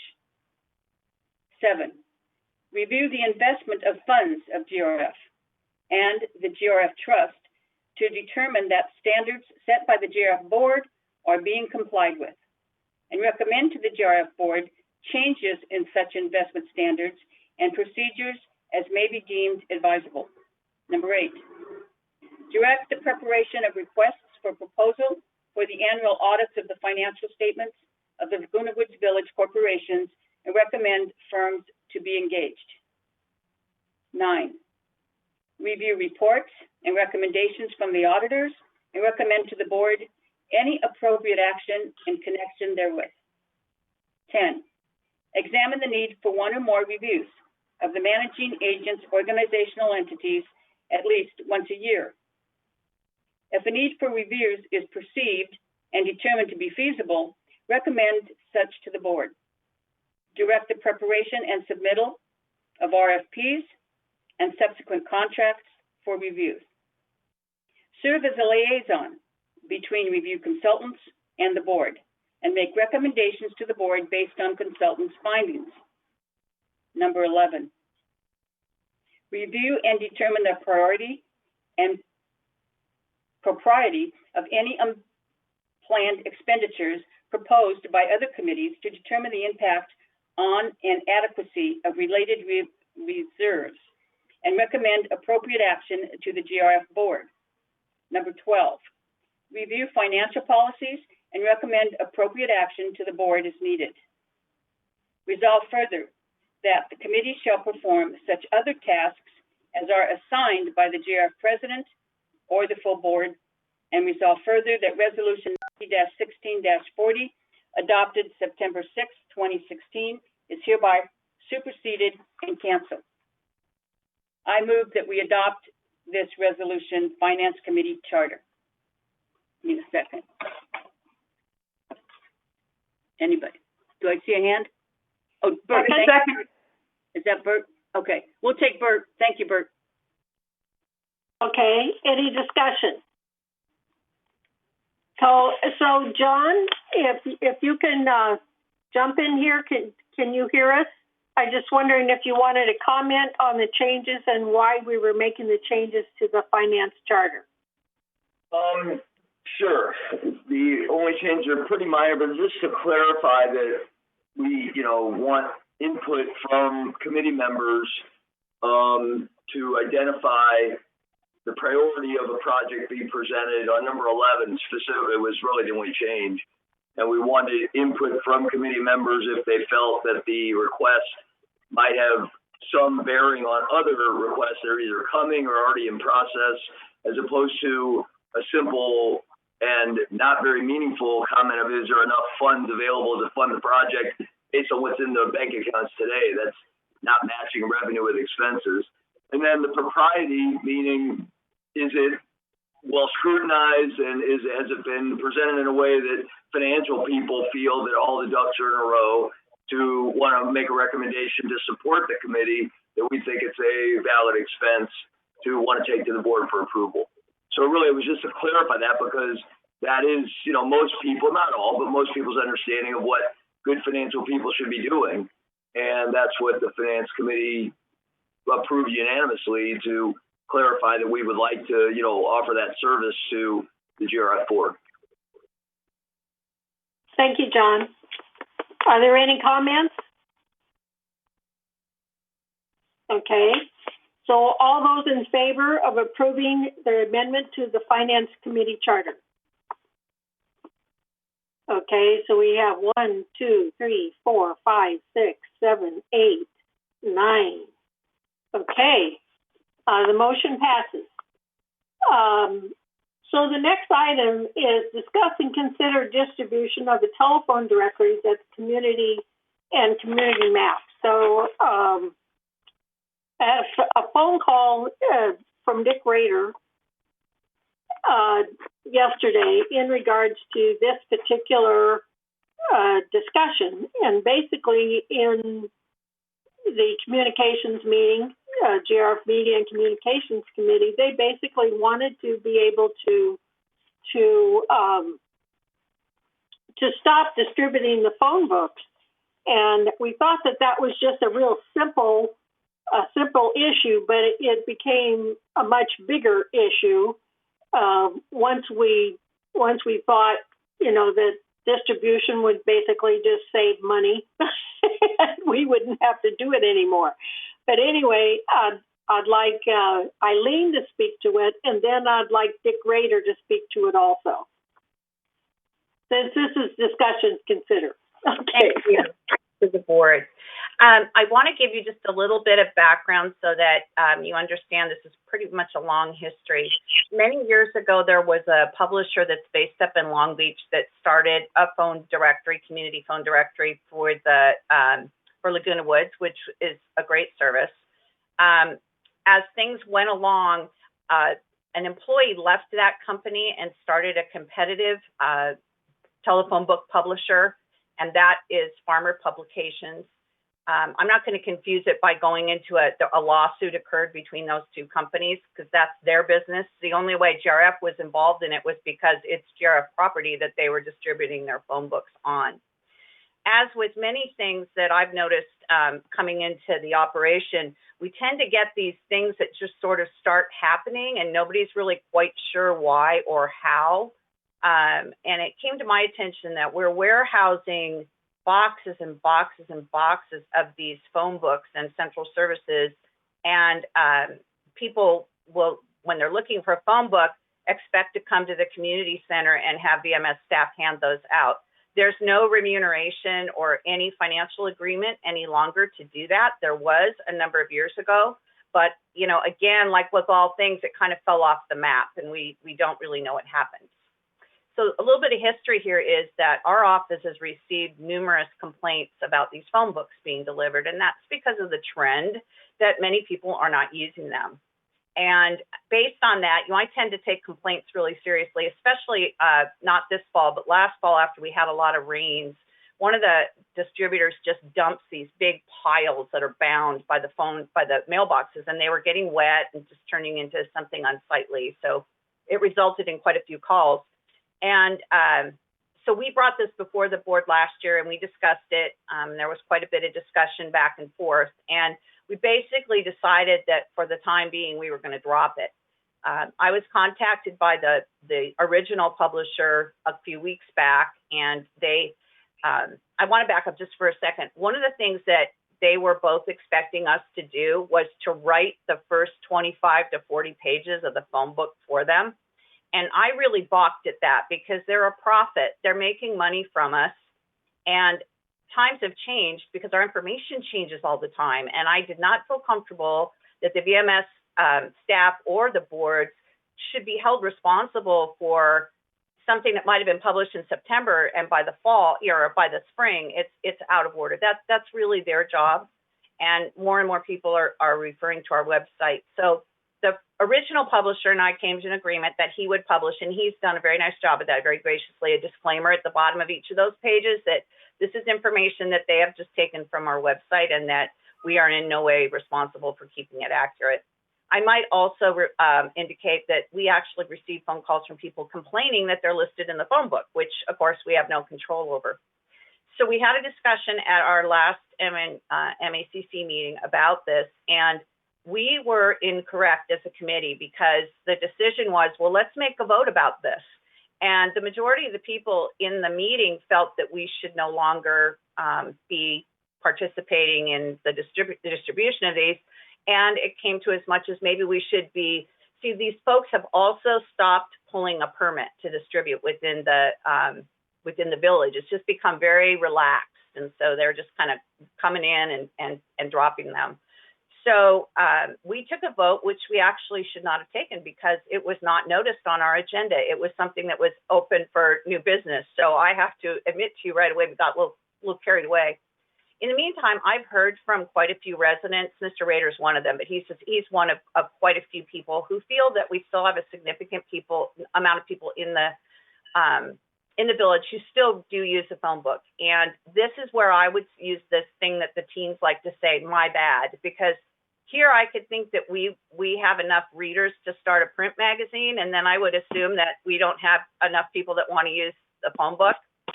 So you'll read in my staff report, what I'm recommending is this. Both publishers be contacted and told that they have to get back in compliance by contacting the security department, filling out the distribution form, number one.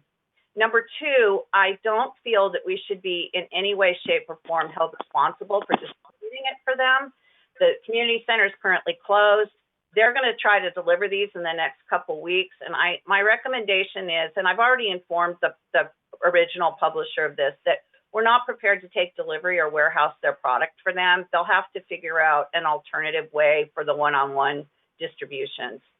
The second part of the staff report covers a community map, which Farmer Publications publishes separately from the phone book.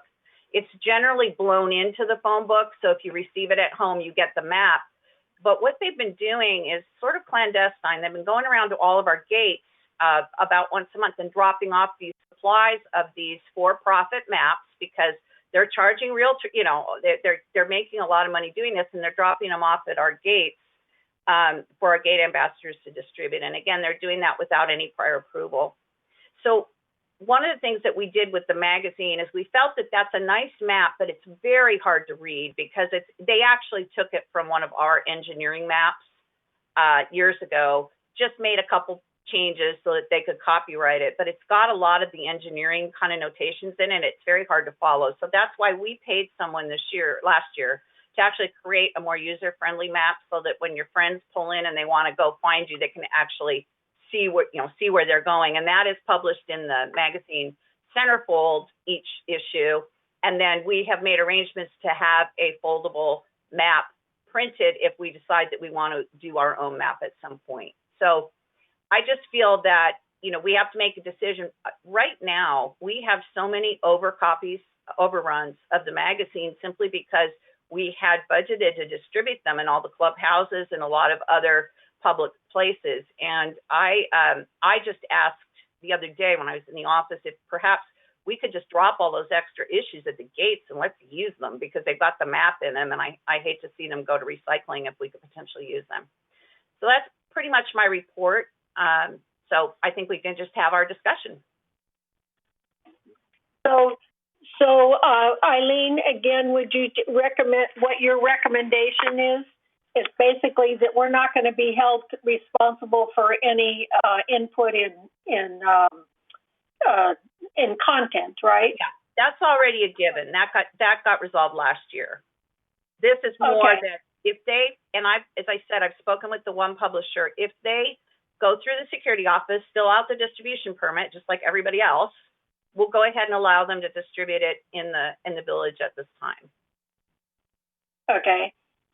All right. I see Judith's got her hand up. For further discussion, I'd like to move that we take staff's recommendation to endorse Resolution 90-15-17 that was last revised March of 2015.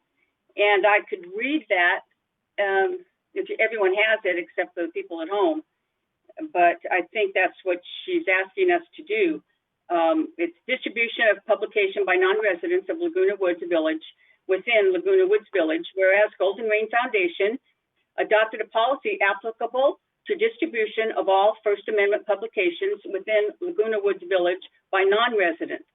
And whereas GRF Board of Directors has determined that it is appropriate that said policy be updated and revised. Now, therefore, be it resolved that on September 1st, 2020, the Board of Directors of this corporation hereby adopts the following policy or readopts the following policy for distribution by non-residents of Laguna Woods Village within Laguna Woods Village. Distribution of unsolicited materials or publications by non-residents is strictly prohibited. Only materials or publications specifically requested by residents may be distributed to said residents. Any non-resident individual or entity or applicant wishing to distribute publications within Laguna Woods Village shall complete and submit the application for passes to distribute publications. They will obtain a gate pass entry, allowing entry for distribution, and comply with all applicable rules. The applicant shall provide the following information. 1, a subscriber list showing names and addresses of residents who have solicited the publication. And second, the name of the individual or entity intending to distribute such publication within Laguna Woods Village. So I move that we endorse this original resolution with potential revisions as recommended by staff. Second. Joan, thank you, Joan. Okay. I have a question. Yeah, okay. Discussion, right? Discussion. How do you get on the list if you want the book, and what happens if the list is inaccurate? That's a tough one, Joan. I mean, I think if with the phone book, if we force them to do that, I think we're going to put them out of business because that right now they don't have a subscription service. It's just dropped at every resident. So I think it's kind of troublesome for them. Well, if they publish the wrong number for someone. Well, that's that's why I don't want us involved in any of the content. In the past, the person could call them and get it squared for the next year. And they still can. Okay, thank you. I just want to call your attention. There's more. It goes on to number 7 and resolve further, but you guys can read all that. but so I didn't have to read the whole second page. But there is a second page to that resolution, just to mention that. I just Okay.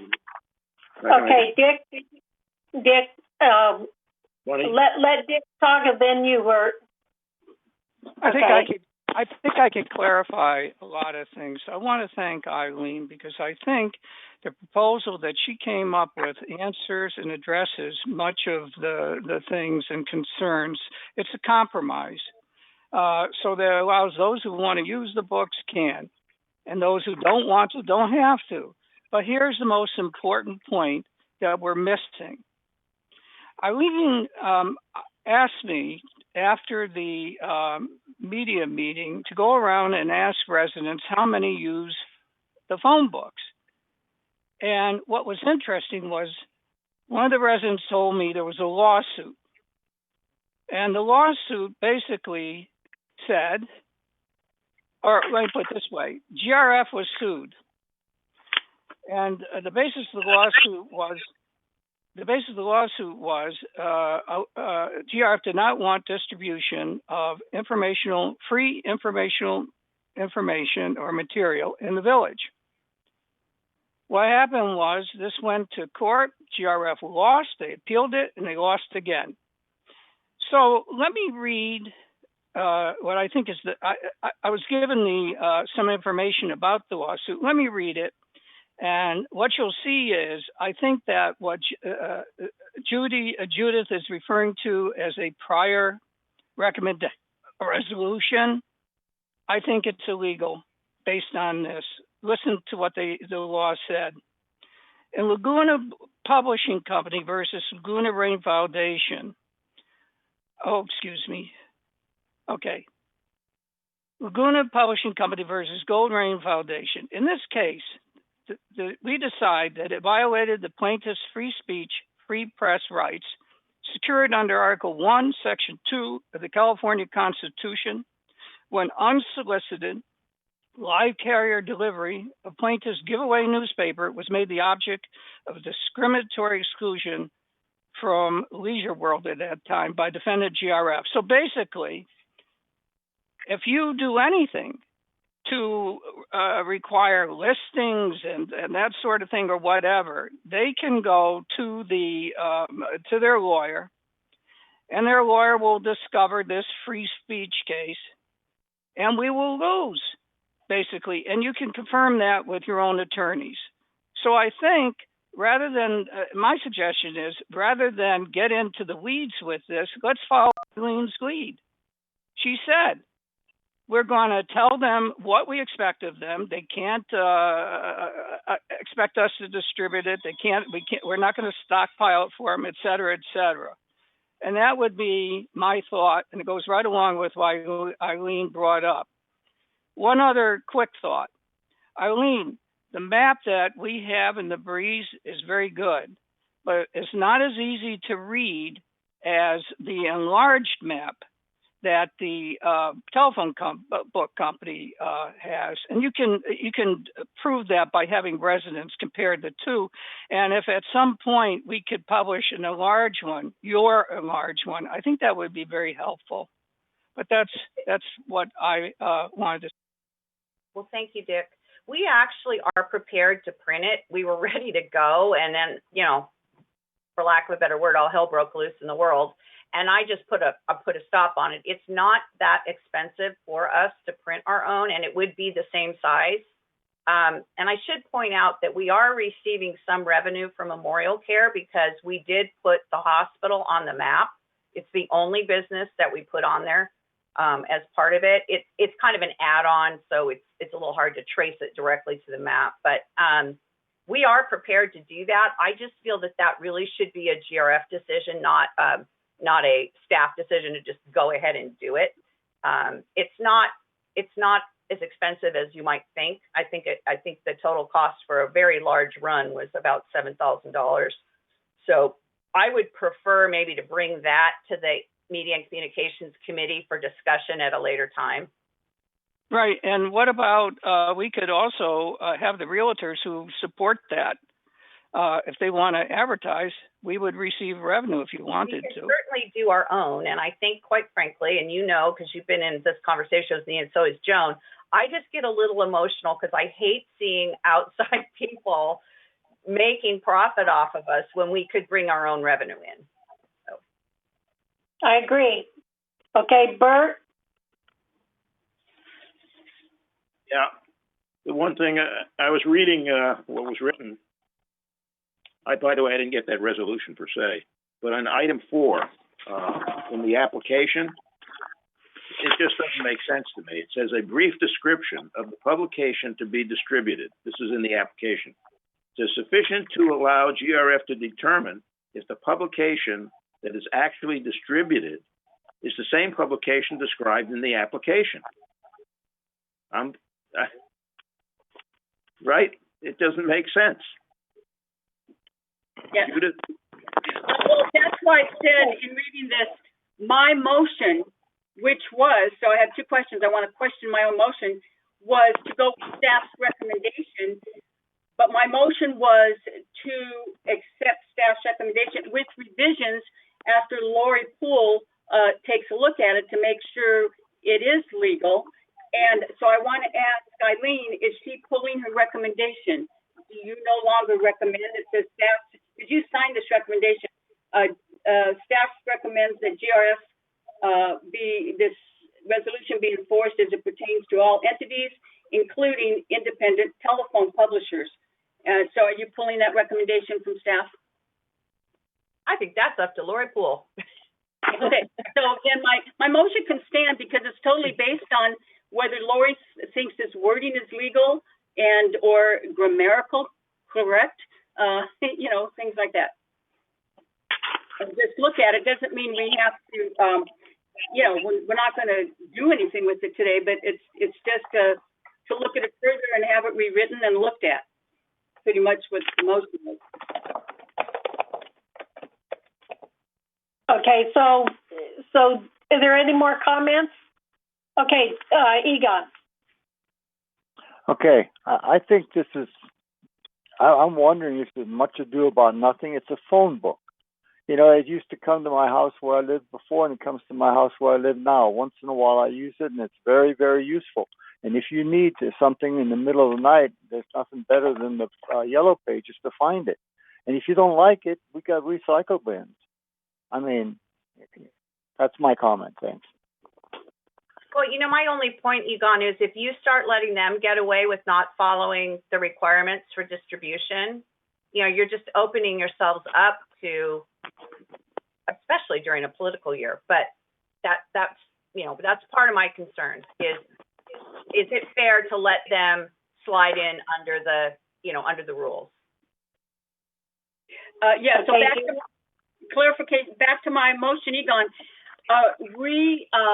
endorsing this old resolution and bringing it up to date really forces them, like Eileen said, to obey the rules, period, to protect us so we don't get another lawsuit like before. And so that's what this motion does, and that's what this old resolution does. It needs to be rewritten to be 100% foolproof to protect us from further lawsuits. So that's why I thought it was a good idea. Thank you. So let me repeat. You're making a motion basically to reestablish, to re-endorse, okay, the resolution. But part of that motion is to have our legal counsel to review it, and then basically come back to us maybe next meeting with a review. Right. Is that correct? Coordinating with Eileen, of course, before they bring it back. Yes. Yes. Right. Okay. So, Lori, do you have any questions? No, I may want to talk to Eileen when I get into this a little bit more. So I may, you know, reach out to Eileen with some questions that I have. But I also wanted to clarify the board's direction to me, which is, you know, obviously to review the proposed resolution and the proposed updates to the policy. Are you looking for an opinion about the phone, that it's a phone book as opposed to a newspaper, and what effect that may have on specifically to this situation. Are you just looking for a general opinion as to the proposed amendments? I'm not sure, but my motion, the intent was for you to look at it and make sure we are lawsuit proof by its wording and what it's allowing us to do. Is that a good way to say it? I want to make sure that this action alone, like Dick said, just allowing anyone to do this is not going to put us at risk. But most of it appears that it's keeping us from being at risk. But that's for you to help us determine. But that's the goal, is read it to make sure we're not putting ourselves at risk. And this, everything that's worded in here is an action to prevent that. Does that make sense? Yeah, it makes sense. The policy is written for publications. It's not specific to it being a newspaper or a phone book. Eileen's, it sounds like the impetus for amending the policy was with regard to the phone book distribution. So I just want to make sure what you're looking for me is to not comment on the different types of publications, but just the overall language. Right. Understanding that publications may include a phone book, may include a newspaper. Yeah, I think that's fair. That's correct. Okay. And I would, like I say, consult. You have our permission. I think if we vote yes for this, would be you have permission to consult with Eileen on this. Yeah. Right. Okay. Is there any more discussion? All right. All those in favor of Judith's motion, and do you want it reread? No. She's shaking her head. Okay. All those in favor. Yeah. All those in favor of the motion, Judith's motion. Okay, so that's 1, 2, 3, 4. How many do we have? 5, 6. How many do we have, Grant? We have. I'm pretty sure we have 6. We have Yes, I see it as unanimous. Yes. Okay. All right. So the motion passes, and we want Lori to be able to look at this and come back with her recommendations for the next meeting. Okay. Okay. Basically, we want to go ahead with does anyone want to take a break at all? I'll just take my own break, because it's only finance anyway, no big deal. I need a break, but that might hurt John's feelings. Okay. I'll take a break too. We're sure ready. Okay, so let's take a 5-minute break and come back. It says 11:40, so let's come back at 11:45. Okay.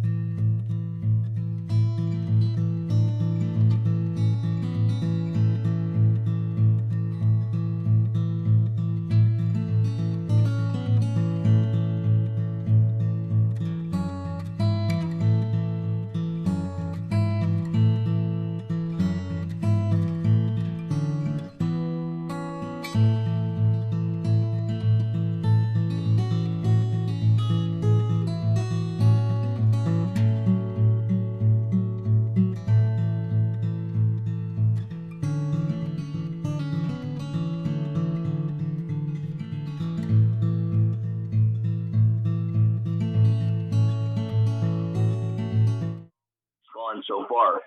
Secondly, there was a presentation from our investment advisors, SageView, at the Open Finance Committee meeting. And I know Betty Parker really tries to encourage board members and as well as the public to attend these meetings. These folks have been great. They're incredibly communicative, very service-oriented, and the results, which obviously are never guaranteed, but an incredibly conservative portfolio, far outperforming CDs or other fixed interest investments. So we've asked them to start preparing a model, and let's be very clear, not a dollar of our reserves or our operations bank accounts is going into this, just a model portfolio that would have a small equity component, which will give our board members and our residents a direct comparison ongoing of if we did ever want to get any percentage of equities, would it be safe? How would it compare quarter over quarter, year over year? So they're really great. They do that on a very low fee, and they're willing to provide us a lot of information. They're doing a great job managing the funds, and I just thought everybody should be aware of that because we didn't have a lot of people attend. But next time it comes around, make sure you come by. I think you'll be impressed. So with that said, let's move into the financial report. These numbers are as of July 31st. And the first slide you're seeing here is essentially showing all revenues and expenses and how they compare. And without reading each and every number, because it's kind of been consistent month over month, you can see that our total revenue was $25,422. Total expenses, $22,398,000, for a net revenue over expense, a surplus, if you will, of $3,024,000. So that's the big picture of the dollars coming in and dollars going out. Let's go on to the next slide and we can kind of break it down. On slide 2, you'll see operations only. So these are the day-to-day functions of what GRF does in their capacity to run the village outside of the housing mutuals. And you can see that assessment revenue allocated to operations is $16,190,000. Non-assessment revenue, which you have a breakdown of what that is, that's income that GRF receives that is outside of assessments, that's $4,495,000. For a total revenue of $20,685,000. The expenses, excluding depreciation, which is not a real dollar expense, that's part of an accounting entry. The expenses are $19,365,000 for an operating surplus, and this is the important number that we should be watching carefully. We are hoping and expecting this to be at about $2 million at year end, and that's what was heavily factored into our budgeting for 2021. So 1.3 million, very much right on track, and hopefully that'll continue to be the case. On the next slide, you will see what may be most meaningful to people who, just kind of hit the highlights every month, and that is how are we doing versus our budget. And we would all hope that we're doing really well versus our budget because we know we've had to reduce services due to the pandemic. Although it's not a complete elimination of services, GRS still has plenty of things they need to do. But all that being said, you can see that if you go down to the third line, you'll see the total revenue. The actual is a little lower than our budget. Again, GRF receives revenue for clubhouses and other functions and other services, and a lot of those have been cut back. So it makes sense that the revenue is lower, $25,422,000 versus $26,081,000. You can see that last column's a variance, the difference, $659,000. So when I show you total expense, that reads the same way. And that's kind of that key metric that you really want to watch. Revenues are lower, but expenses should be even lower still because we're not doing as many things that we were doing because we just can't right now. And that is working as well as we had hoped, meaning the actual expenses are $22,398,000 versus a budget of $24,423,000. So we have had lower expenses. That's more than offset the lower revenue. And then if you look on the bottom line, you can see the total surplus $3 million, and the budget was only for $1.65 million. So we have a variance. We are better than we had planned by $1.366 million, rephrased $1,366,000. So on the next slide, we can get into some of the details. So people who review this info want to know where the money's going to kind of see what's favorable and what's not going as well as we'd hoped. There's been some furloughs, there's been some good management by our staff, and we've been able to have a surplus in employee compensation and related expenses of about $1.2 million.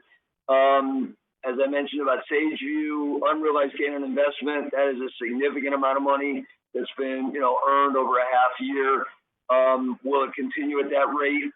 Only no one knows, but just feeling really good about the way they've handled things so far. And I feel they'll do as well for us as anyone that we could hire of that, caliber will do. But so far, so great. $657,000 of unrealized gain on investment. Outside services, a small surplus. We haven't had quite as many outside services, mostly again due to the pandemic. And then other operating expenses, we have a pie chart that kind of breaks that down. Moving on to the orange bars, those are things where we are not doing as well as we'd hoped for the budget. And the trust facilities fee, again, that represents revenues that are received on every home sale.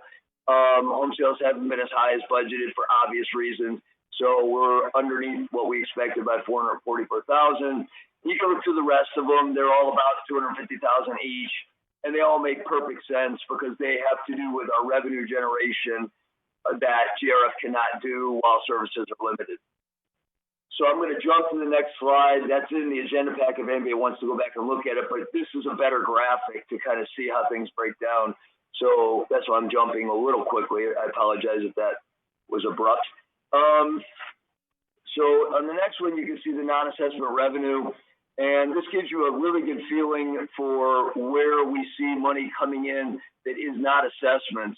Most of it is in broadband services. That represents fees paid for boxes, additional services, internet, things of that nature. And that is a significant amount of money. And, it's something that we're looking at trying to make sure that we're getting managed as effectively as possible over the next 6 to 12 months. So it brings in revenue that helps offset expenses and helps keep assessments as low as they can reasonably be. But again, we just want you to be aware that's something that GRF Board is actively pursuing. Are we getting the best bang for the buck? And we're looking at that. The next pie slice, if you will, that is the most significant is the trust facilities fee. Nope, not the next slide. The next slice. There we go. So trust facilities fees represents 24% of total non-assessment revenues. And this looks like it's actual, so the budget might be a little higher than where we are, as we've noted. But the most important takeaway from this is to see where we're getting money from and realize that we're not seeing as much from any area as we expected, except for broadband services. And it gives us an opportunity to review as a board and community all these areas and see if there's ways to find additional revenue sources or manage them more efficiently. So that's something that I've been asked to play a role in as, treasurer for GRF, and we're getting that process moving forward as we speak on multiple fronts. Okay, next slide. Here you can see the breakdown of expenses, and I'll read the two biggest. You can read the rest and see what they are. The employee compensation, that should be no surprise to anybody that GRF is primarily service, and we have staff that takes care of those services. That's the bulk of our expenses. Depreciation is, again, the accounting entry on how much do the clubhouses wear down each year. That has to be accounted for. That's not really a cash expense, but it is tracked, so it's worth noting. But real dollars that are expended, 10% of cable and programming fees. So 10% of our budget goes to cable. And then the next one is the one I want to dwell on a little bit, which is insurance. Because, again, I do want to give credit to our staff as part of this budget process. They produced a very, very easy to follow and reasonable budget for 2021. But we had one item that just stuck out like a sore thumb, and that is managing our insurance expenses. They've become outrageously expensive. We're actively trying to get those costs under control. And that is really going to be critical for both the mutuals and for GRF to make sure that we can keep bringing stable, either no increases or minimal increases, cost of living type increases moving forward. So just good for the community who's watching to know that we're doing everything we can to control that cost, and should have some updates on that over the next 30 to 60 days. So hopefully that becomes something that we feel comfortable will be managed well going to 2021, because it does represent last year, 7% of our expenses. That will be even higher next year. We want to keep that under control. That's a significant amount of money. You can review the rest that are lower in percentage on that pie chart, and that totals up to about $22 million in expenses through July 31st. Moving on to the next slide. That would be slide 7. This shows you a bar chart of our home resales, and as was anticipated very positively, things have bounced back a bit over the last couple months where it was hard to get showings. It was hard for anybody to want to go to a showing. It was just hard to get anything done. Now things are starting to improve. We've had more homes sold over the last month. Hopefully that trend will at least stay where it is, if not improve. So that equals very important data for both GRF, for the entire community. We need a thriving real estate market to have trust facilities fees, to get residences updated. There's just a lot of reasons this number going up is a good thing generally, not every time, but in this case it is. And you can see that improves. So that is a good indicator that we're stabilizing, and hopefully finances will meet or exceed our budget expectations moving forward. On the next slide, you can take a look at numerically, and then we'll show it in a graph where it reads better, how we're doing in terms of fund balances. So these are where the dollars are basically housed to deal with reserves and other types of expenses, so the big dollar items. And you can see the ending balances is really the most important column. And so if you total them up, there's just under $5 million in equipment, $14.5 million in facilities. There's a $1.1 million contingency fund, which is for unexpected expenses. And then the trust facilities fee is the fund, as I mentioned, for that there's money paid into and used for what's paid into by home sales at the time of the sale, and it's used for various capital improvement expenses. So that totals up to about $30 million. We have work in progress. It's a little lower than usual for reasons which I can keep repeating, but I'm sure you know by now due to the pandemic, just under $7 million. So an adjusted balance unencumbered, meaning, money that's available to be allocated, about $23,251,000. So if you go to the next slide, it just blocks my screen to miss that. There you go. So if that slide didn't make a ton of sense to you, this one may clear it up. And it just basically shows you where the money's earmarked to be used that is in our reserve balances. And the good news is we've seen growth in that reserve fund overall. We are facing a lot of significant expenses coming up in the next 2 to 5 years, major clubhouse renovations, other things we're considering. The Performing Arts Center was mentioned. And, this is where you're going to find some of that money, if not all of it. So it's good to see those balances increase and be ready for that rainy day. And we're going to keep working on trying to be as prepared as possible. And what you want is that thing to trend upward, and right now it is. So that's good news. I'll give you a second to look it over. You can see the colors each mean a different fund that I read you the numbers on the prior slide. So the bulk of it is in those facilities fees and the facilities fund, blue and orange. Okay, moving on to the next slide. I believe it's our last. This gives a detailed breakdown of the various areas that GRF manages and how the money is being allocated. So without reading each and every one, we can just pick a couple examples. Right at the top, aquatic and fitness, there was an appropriation for various projects of $737,000. The remaining encumbrance, that column means what's left. So about $500,000 of that 737 has been spent. There's $289,000 that is remaining, that is work to be performed, but the money has not been spent at this time. And so you can read down, the largest one is the clubhouses, where it was the third one, $4.881 million appropriated, and there's $3.8 million that has not been spent. We talked about that a little earlier with the Performing Arts Center. I think some money's coming out of that. But you get the idea how to read this chart, and it's worth checking every month to see how we're doing relative to what we've appropriated. and to also visualize what we're going to need to appropriate moving forward that we have not yet appropriated. And that's where it all comes back to where we're getting the money. And we want to do everything we can not to get it through assessments, but rather through raising income or good financial management. And that's where I see my role is trying to find those answers through our committees and other, our staff and other work. So it totals up to 24 million of total appropriations, with about 10 million that is, really not in progress and not, done yet, if you will. Some of that appropriations is work in progress or completed. And that, I believe, concludes the financial report through July. Quick summary, I think we are where we expected to be. I've had discussions with our finance department about making sure that any numbers that are out of line, they give us a detailed breakdown so we can see if those year-end surpluses will be tied in and we'll get what we expect. And for the next 30 days, it's all about insurance. How do we get that cost managed and how do we move forward and make sure that we solve that problem, not just for this year, but for years to come. So that'll be coming in future updates. Turn it back to President Carpenter. Oh, we have a finance meeting, not in September, but in October. I don't have the date in front of me. If Grant wants to throw that out, that'd be great. We welcome anybody to come join us. It'll probably be a virtual meeting still in October. Maybe not, we'll see. And they usually start at 1:30. President Carpenter, the next meeting is October John. 21st at 1:30 as a virtual meeting. Okay. But you may have special meetings coming up just basically because of the insurance issues that we have to address. Right. Yes. Okay. The next item would be the purchasing ad hoc.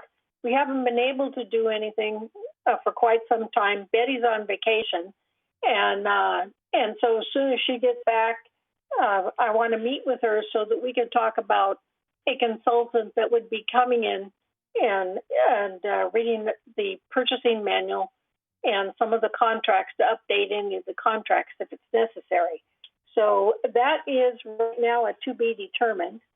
So the next item would be strategic planning committee. So John, do you want to speak to that at all? There's some initial preparation work being done for the new strategic planning committee.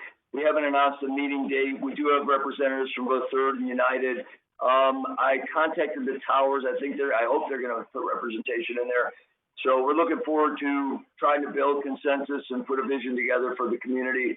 But at this point, we want to get through our insurance crisis, and it's the budgets had to get resolved. So we'll have more on that at our next board meeting, I'm sure.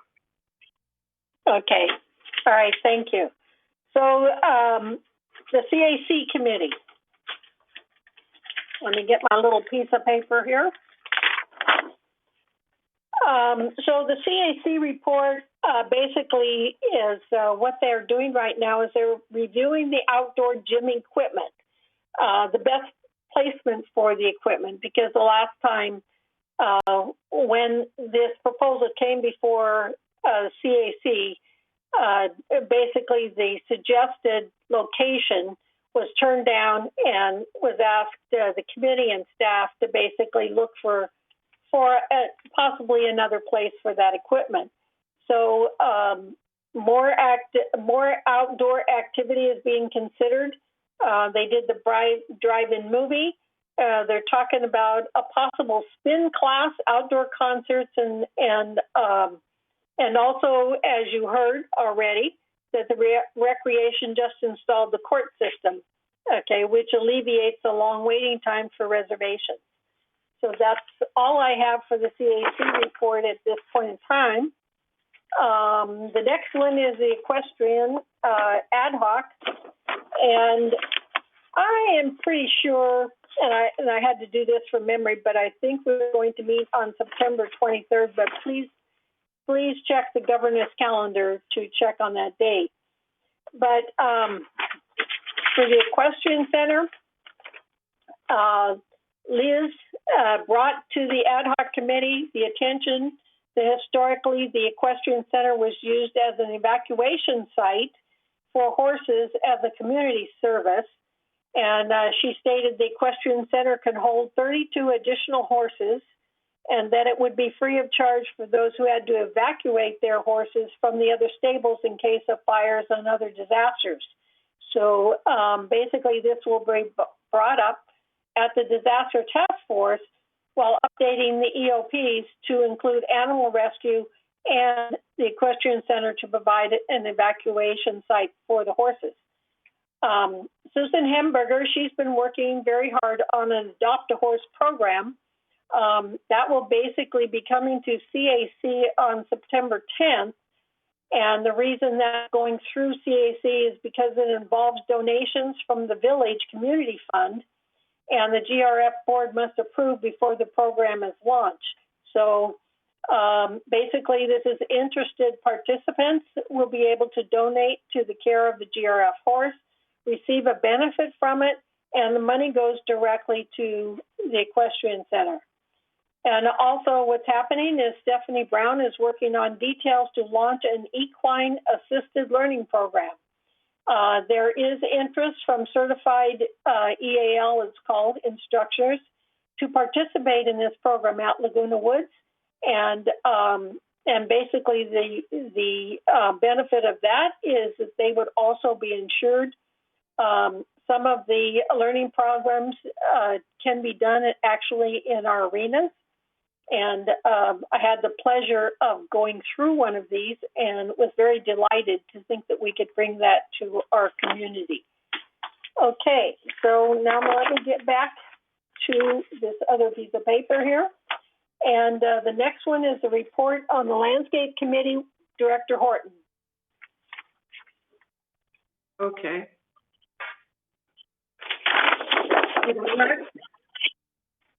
At our last meeting, we had an update from Mr. Wyman, and that was what most of the committee meeting was about. He talked about the puzzle trees, the monkey pod puzzle trees over at the creek, and every other year apparently they drop these gigantic pods, and they're a hazard, and the trees are too expensive to really take out, and they put warning signs up. Of course, I haven't been able to find them, but and Director Armadeus recommended putting a fence around there. Well, if we put a fence around there, it'd have to be pretty high, or it'd just constitute a trip hazard. So we really haven't come up with a solution for these big pods that fall out of the trees every other year. Also, we did talk about the pepper trees that are going to be taken out. The upgrade for the landscaping at the gate. We did get a report on what they're going to do over at the creek, and they're going to start cleaning it up and take out the non-native plants and try to get as many cattails out as they can. They want to create a little turtle pond. Apparently we have some wild turtles over there. And we did get an update on the manure disposal over at the stables. And he is still working with the city to get our permit revised so we can take that manure and put it in with the compost, and which would be a great savings, about $70,000 a year to GRF. And that's about it. Are there any questions? No. No. Okay. Okay. So the next report is maintenance and construction. Egon.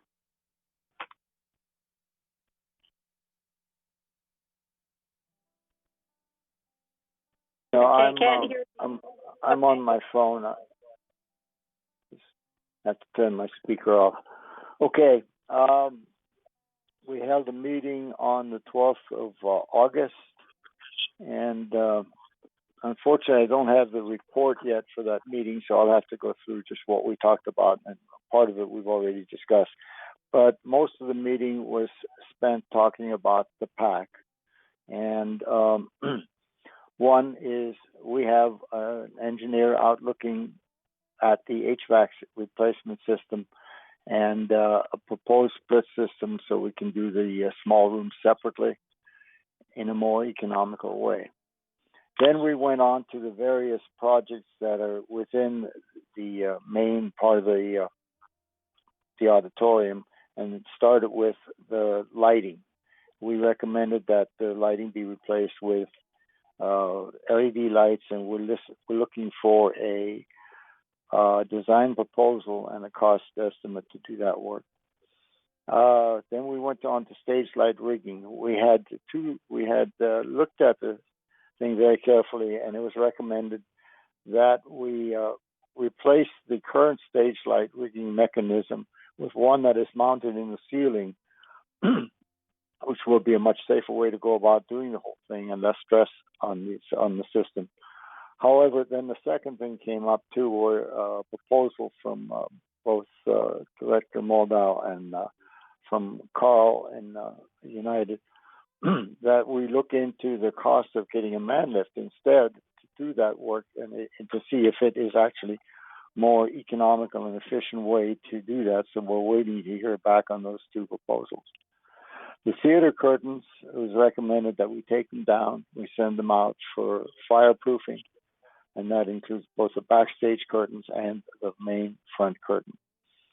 And get any repairs made. And we want to get a cost to have that a cost estimate to have that work done. The dining rooms, we proposed essentially all of the work that was we approved essentially all of the work that's proposed for those, which is primarily painting, replacing the ceiling tiles, and replacing the flooring. And the north dining room would be modified so that it can be made into two rooms when necessary. For the lobby, we recommended only the painting, and any minor refurbishing like that, we recommended that the lights remain as is and be replaced. The elements be replaced with LEDs, and that the carpeting just be cleaned after all of the other work in the clubhouse is done.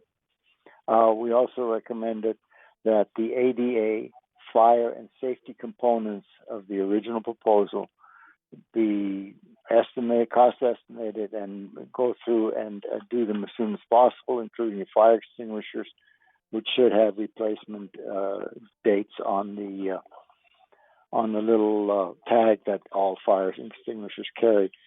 Even though it was not part of the project, we looked at the power panels and found that there was plenty of extra slots for future expansions if there should ever be any.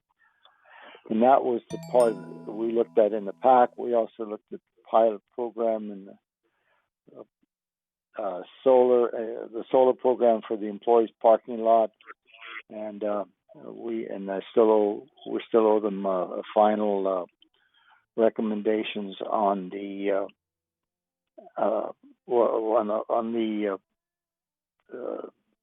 model light and the pole.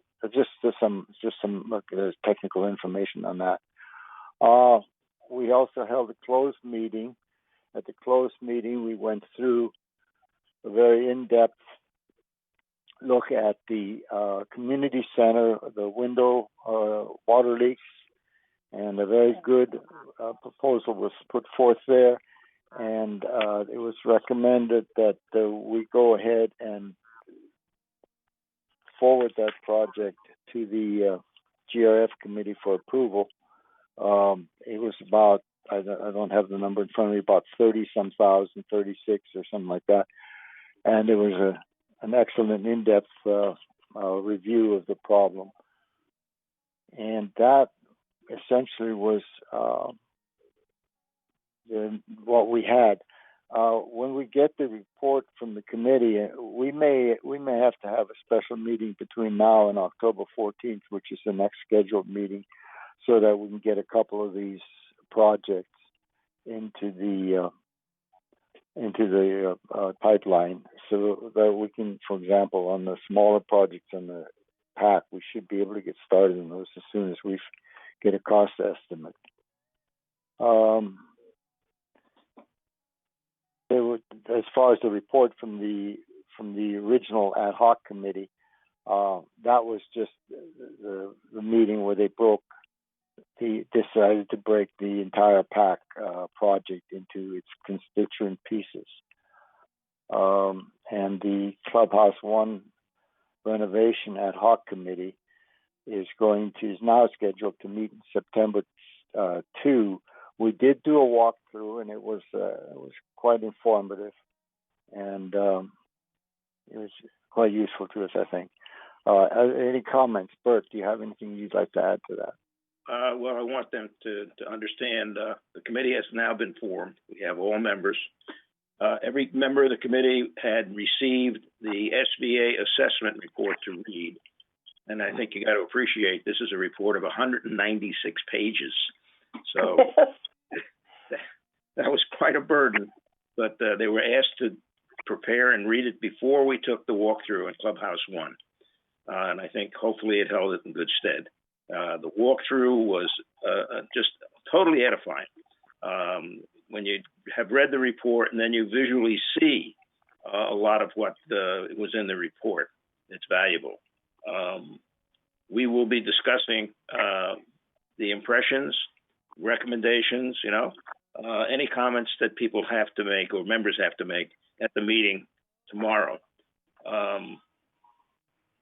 Ernesto made it perfectly clear, he was there with staff, that if we basically touch any one thing that we would have to change, for instance, we said that we have to redo the roof, or we have to redo the windows, or anything like that, we would be obligated by code of the state of California, to bring the entire building up to code, which basically says you're going to face a significant expense. This is not going to be a little expense, because there are indeed things I think we will have to do that are relatively major. So tomorrow will be the meeting, 2 o'clock in the afternoon, and it'll be a virtual meeting. That's the report. Okay, thank you. I don't have anything further on that. Back to you. All right, thank you. And thank you, Bert. Okay, so the next item would be the report of the Media and Communications Committee. Director Stevens. Thank you, President Carpenter. And a big thank you to everyone here today, especially Eileen Pollan and Judith for helping us tackle that difficult phone directory issue. This is a major topic at our last meeting, which was held August 17, virtually. At the last meeting, we thanked Paul Ortiz, commended him on his many years of service to the community. Also at the meeting, we learned that new resident orientations are returning virtually, while the docent tours have to remain on hold. The Village Breeze editorial board meeting originally was scheduled for 1:30 p.m. today, and we had to postpone it due to the conflict with this meeting. It will be rescheduled, so watch for that. The purpose of the Village Breeze editorial board, I'm told, is to share feedback and impressions on the content and design of the publication. So we appreciate any participation by the members. Regarding internet, the internet subscriber rates are at an all-time high, which is not surprising with so many residents staying home. Now, on another topic, as most of you know, in September last year, the village contracted with a company called the Broadband Group.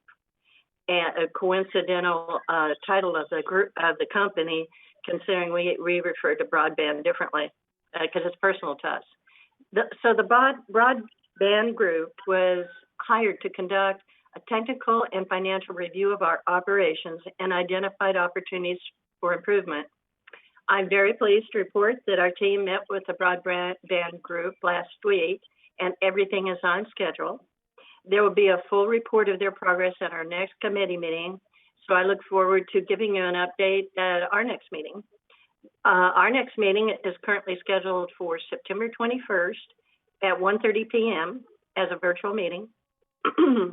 Finally, I would like to recognize the entire media and communications staff for the great job they are doing in these difficult times when communication is so very important, but it continues to be a great challenge during COVID. And that will do it for our report. Thank Any you. questions? That was great, Sue. And Thank you. and Sue was thrown into this with no communication background, and Eileen and her group has given her a lot of help to be able to go forward with this, and she did a great job. So the next item is the report from the Mobility and Vehicles Committee, which is Director Tibbetts. Okay, we had two major items for discussion. The first one was the wellness bus sponsored by Memorial Care, which was approved this morning by the board, and that is a gift of $35,000 from Memorial Care. And the purpose of that program is they will provide transportation for residents who don't have transportation and they need to get over to the hospital or other medical care. So it's going to be a great program.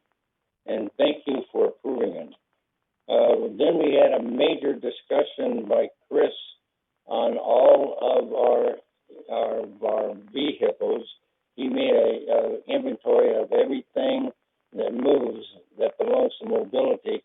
We have a total of 407 vehicles, and they include trucks, vans, trailers, buses, forklifts, sweepers, and all the other vehicles.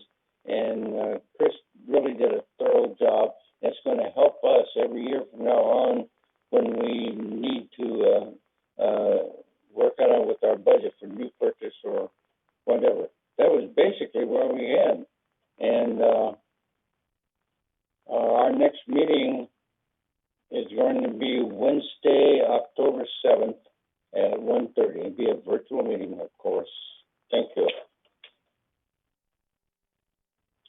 Thank you. And Dawn is on next for the Security and Communications Access Committee.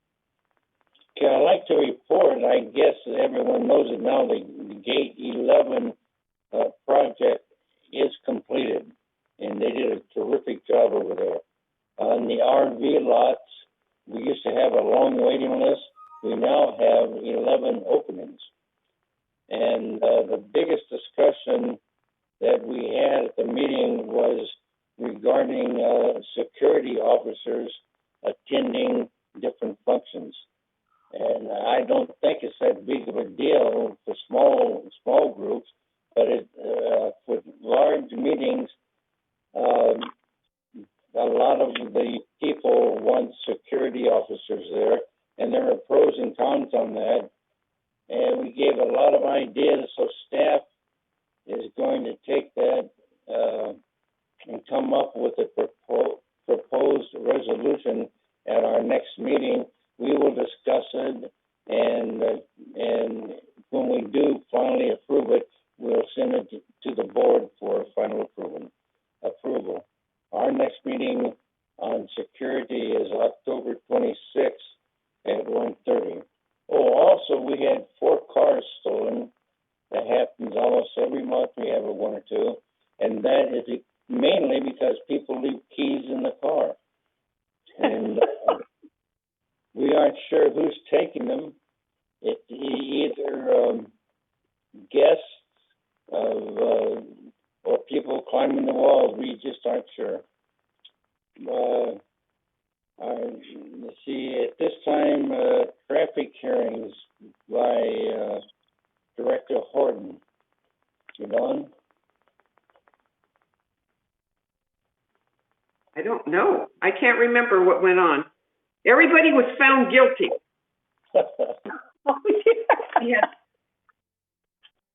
We had 14 people. However, I did ask Siobhan, I emailed Siobhan a question about one of the people that was in traffic court. And I don't remember getting an answer. Okay, thank you. A lot of people who attend those, getting a ticket, they get kind of upset, but they don't realize that if we didn't have our own traffic court, then we'd have the Orange County Sheriff's people in there, and they're a lot tougher. So anyway, that concludes our report. Thank you. Mm-hmm. Okay. Do you have anything more to say, Yvonne? No. Okay. It's traffic court is interesting. I know it is. Okay. So your next traffic court, it says, is September 16th at 9 and 1 as a virtual meeting, right? Yeah. Okay. So I don't know if Judith wants to report on this for the Disaster Preparedness Task Force. Yes. At the agenda prep, you told me to prepare something. Okay. Okay, Grant, you have a slide for me? One moment. You see there? Okay. While he's doing that, we have a saying in the task force for many years now. Together, we maintain a culture of preparedness. And every one of those words means something. Together means we work as a team. And maintain, we're always working in training. And culture, of course, refers to the whole community. And preparedness is what we want to do. So this slide that's coming up is compliments of Kathleen Matthews. She's a longtime resident and disaster task force volunteer. I don't know if that's not someone with 3 legs. That's an ostrich with its head in the sand. It says, avoid the need for emergency preparedness. She keeps that hanging on her wall. So the last thing we want to do is keep our heads in the sand. And thank you, Grant. So due to the nature and demographics of the village, okay, I'm getting feedback from somebody who's got their phone on. Okay, due to the nature and demographics of the village, we have a constant rotation of volunteers and trainers. So our job is constantly recruiting, retraining, and practicing over and over again to prepare. So the job never ends. It's constantly ongoing because of that turnover. So tomorrow at 8:30 on this day, I'll be doing a 10-minute segment on TV6. So tune in. It'll be for the Disaster Preparedness Task Force. And I have just briefly, some of my talking points are going to start with a very interesting history of the Disaster Task Force going back to 1988. And then I'll talk about who makes up the task force and a little bit about the budget and why we need money. No extra was set aside in the 2021 budget, but why we're going to have to look at that for the 2022 budget. We'll talk about the type of supplies we keep on hand and how we rotate those. And then if there's time, I'll go through an overview of the meeting on July 28th, which I did give at the last board meeting here. So I'm not going to do that again today. So GRF is constantly recommending to the residents. We want to keep them prepared, but you hear the whole old saying, you can lead a horse to water, but you can't make him drink. Same thing. We can provide classes and training and put out handouts and put stuff in the newsletters. And there is a website, ECA, Earthquake County Alliance. And if you just hit ECA on there, they have webinars on what seniors can do during an earthquake. And there's some upcoming webinars on the shakeout, the California Shakeout's going to be October 15th, and because it's on the 15th day of the month, it's going to be at 10:15 in the morning. So we recommend that residents check that out. I also want to mention the new office space for the disaster supplies is coming in the back door of the community center. It'll be the first door to your left, towards the back of the community center. So Tom has a new office there. And going back to us recommending, disaster task force has a lot to do with safety. So I was going back looking through a bunch of the old safety requirements and found a resolution from 2006 that was finally passed in January of 2007, and it does have to do with safety and what we recommend residents to do. So I'd like to read this briefly, and then you guys can go and look it up yourself. But I think because in 2006, we were not an incorporated city yet. We were back in the county.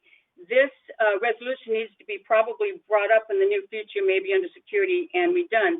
But it's called Golden Rain Foundation Resolution 90-06-XX Hate Crime.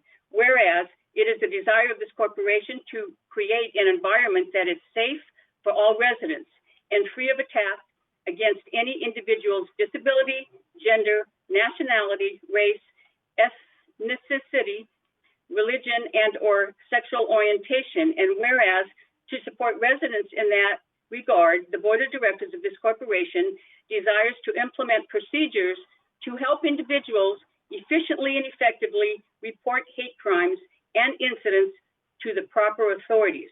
Now, therefore, be it resolved, and this was back on January 2nd, 2007, that the board of directors recommends that an individual that believes a hate crime or incident had occurred against them take the following actions. Call Laguna Woods Police Services. So that's all outdated. The number's outdated. And then call 911. Obtain medical attention if it's serious enough. Leave all evidence in place. Document what happened. Get names and addresses. And if possible, write down a description of perpetrators. And then it says call 1-888-NO-2-HATE. That's 1-888 and then NO, the number 2, and then hate. So I don't even know if that is current. And then resolve further the officers and agents of this corporation are authorized on behalf to carry out this resolution. And if you look in the minutes, this was passed, but I think because it's so old, maybe Bunny can put it on some future agenda and staff can look it up and see where we are with that, because it does have to do with safety. And the next meeting for the disaster task force, they're always on odd months, the last Tuesday, not the fourth Tuesday, but the last Tuesday of odd months at 9:30. They're right now virtual meetings, and there's going to be one on the 29th of September. I don't have the agenda. Normally, I will give people a brief review of the agenda, but please tune in tomorrow at 8:30 on TV6 and get some really interesting information about the history of the task force in the village. Thank you. That ends my report.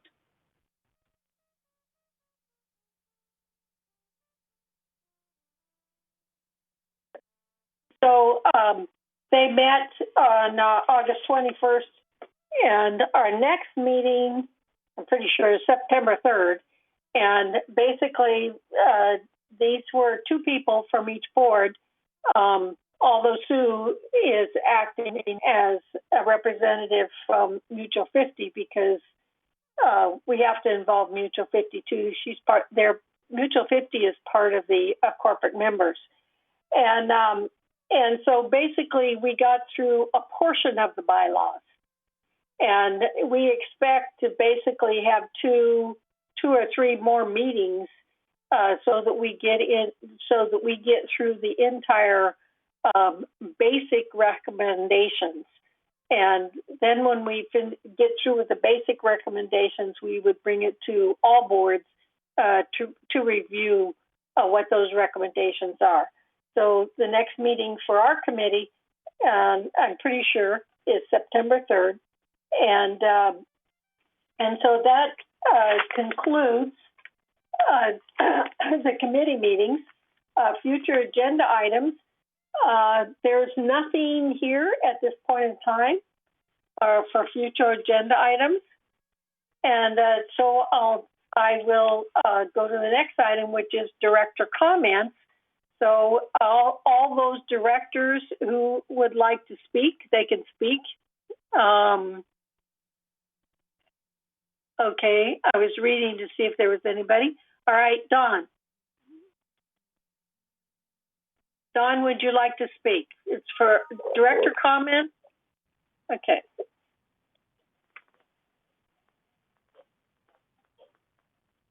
Okay, Dawn. Oh, I thought, can you hear me now?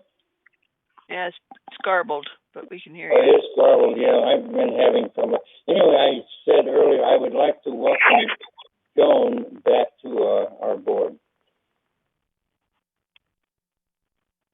Okay, thank you. Thank you. Okay, do we have any more comments? I do. Okay, Joan? Yes, it's silly, but Cheryl, would you send me the link for the closed meeting again? I misplaced it. Thank you. The link. Okay. Good meeting. Thanks. It's nice to be here again. All right. Welcome. Oh, right. I just wanted to mention that I'm one of those people, I'm making a confession, that got their car stolen. Okay. One of the poor people. Yeah. However, I had LoJack, and I called security, and the great thing is that they were here at my house with the sheriff within 5 minutes. And I had LoJack on my car. We filled out the papers. He put the police officer, put out the signal, and I had my car back in an hour. So, thanks to security and to the sheriff's department. That's all. Don't leave your keys in your garage.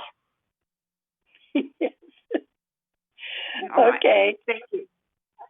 All right. Is there any other, Sue, would you like to speak? Yes.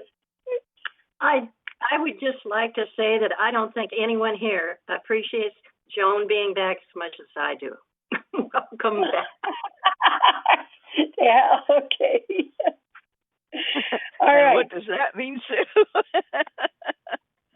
She wants your help with the communications and media. Yes. Okay. Any other people, any other directors would like to speak? Okay. If there's no other directors that would like to speak, then we will recess.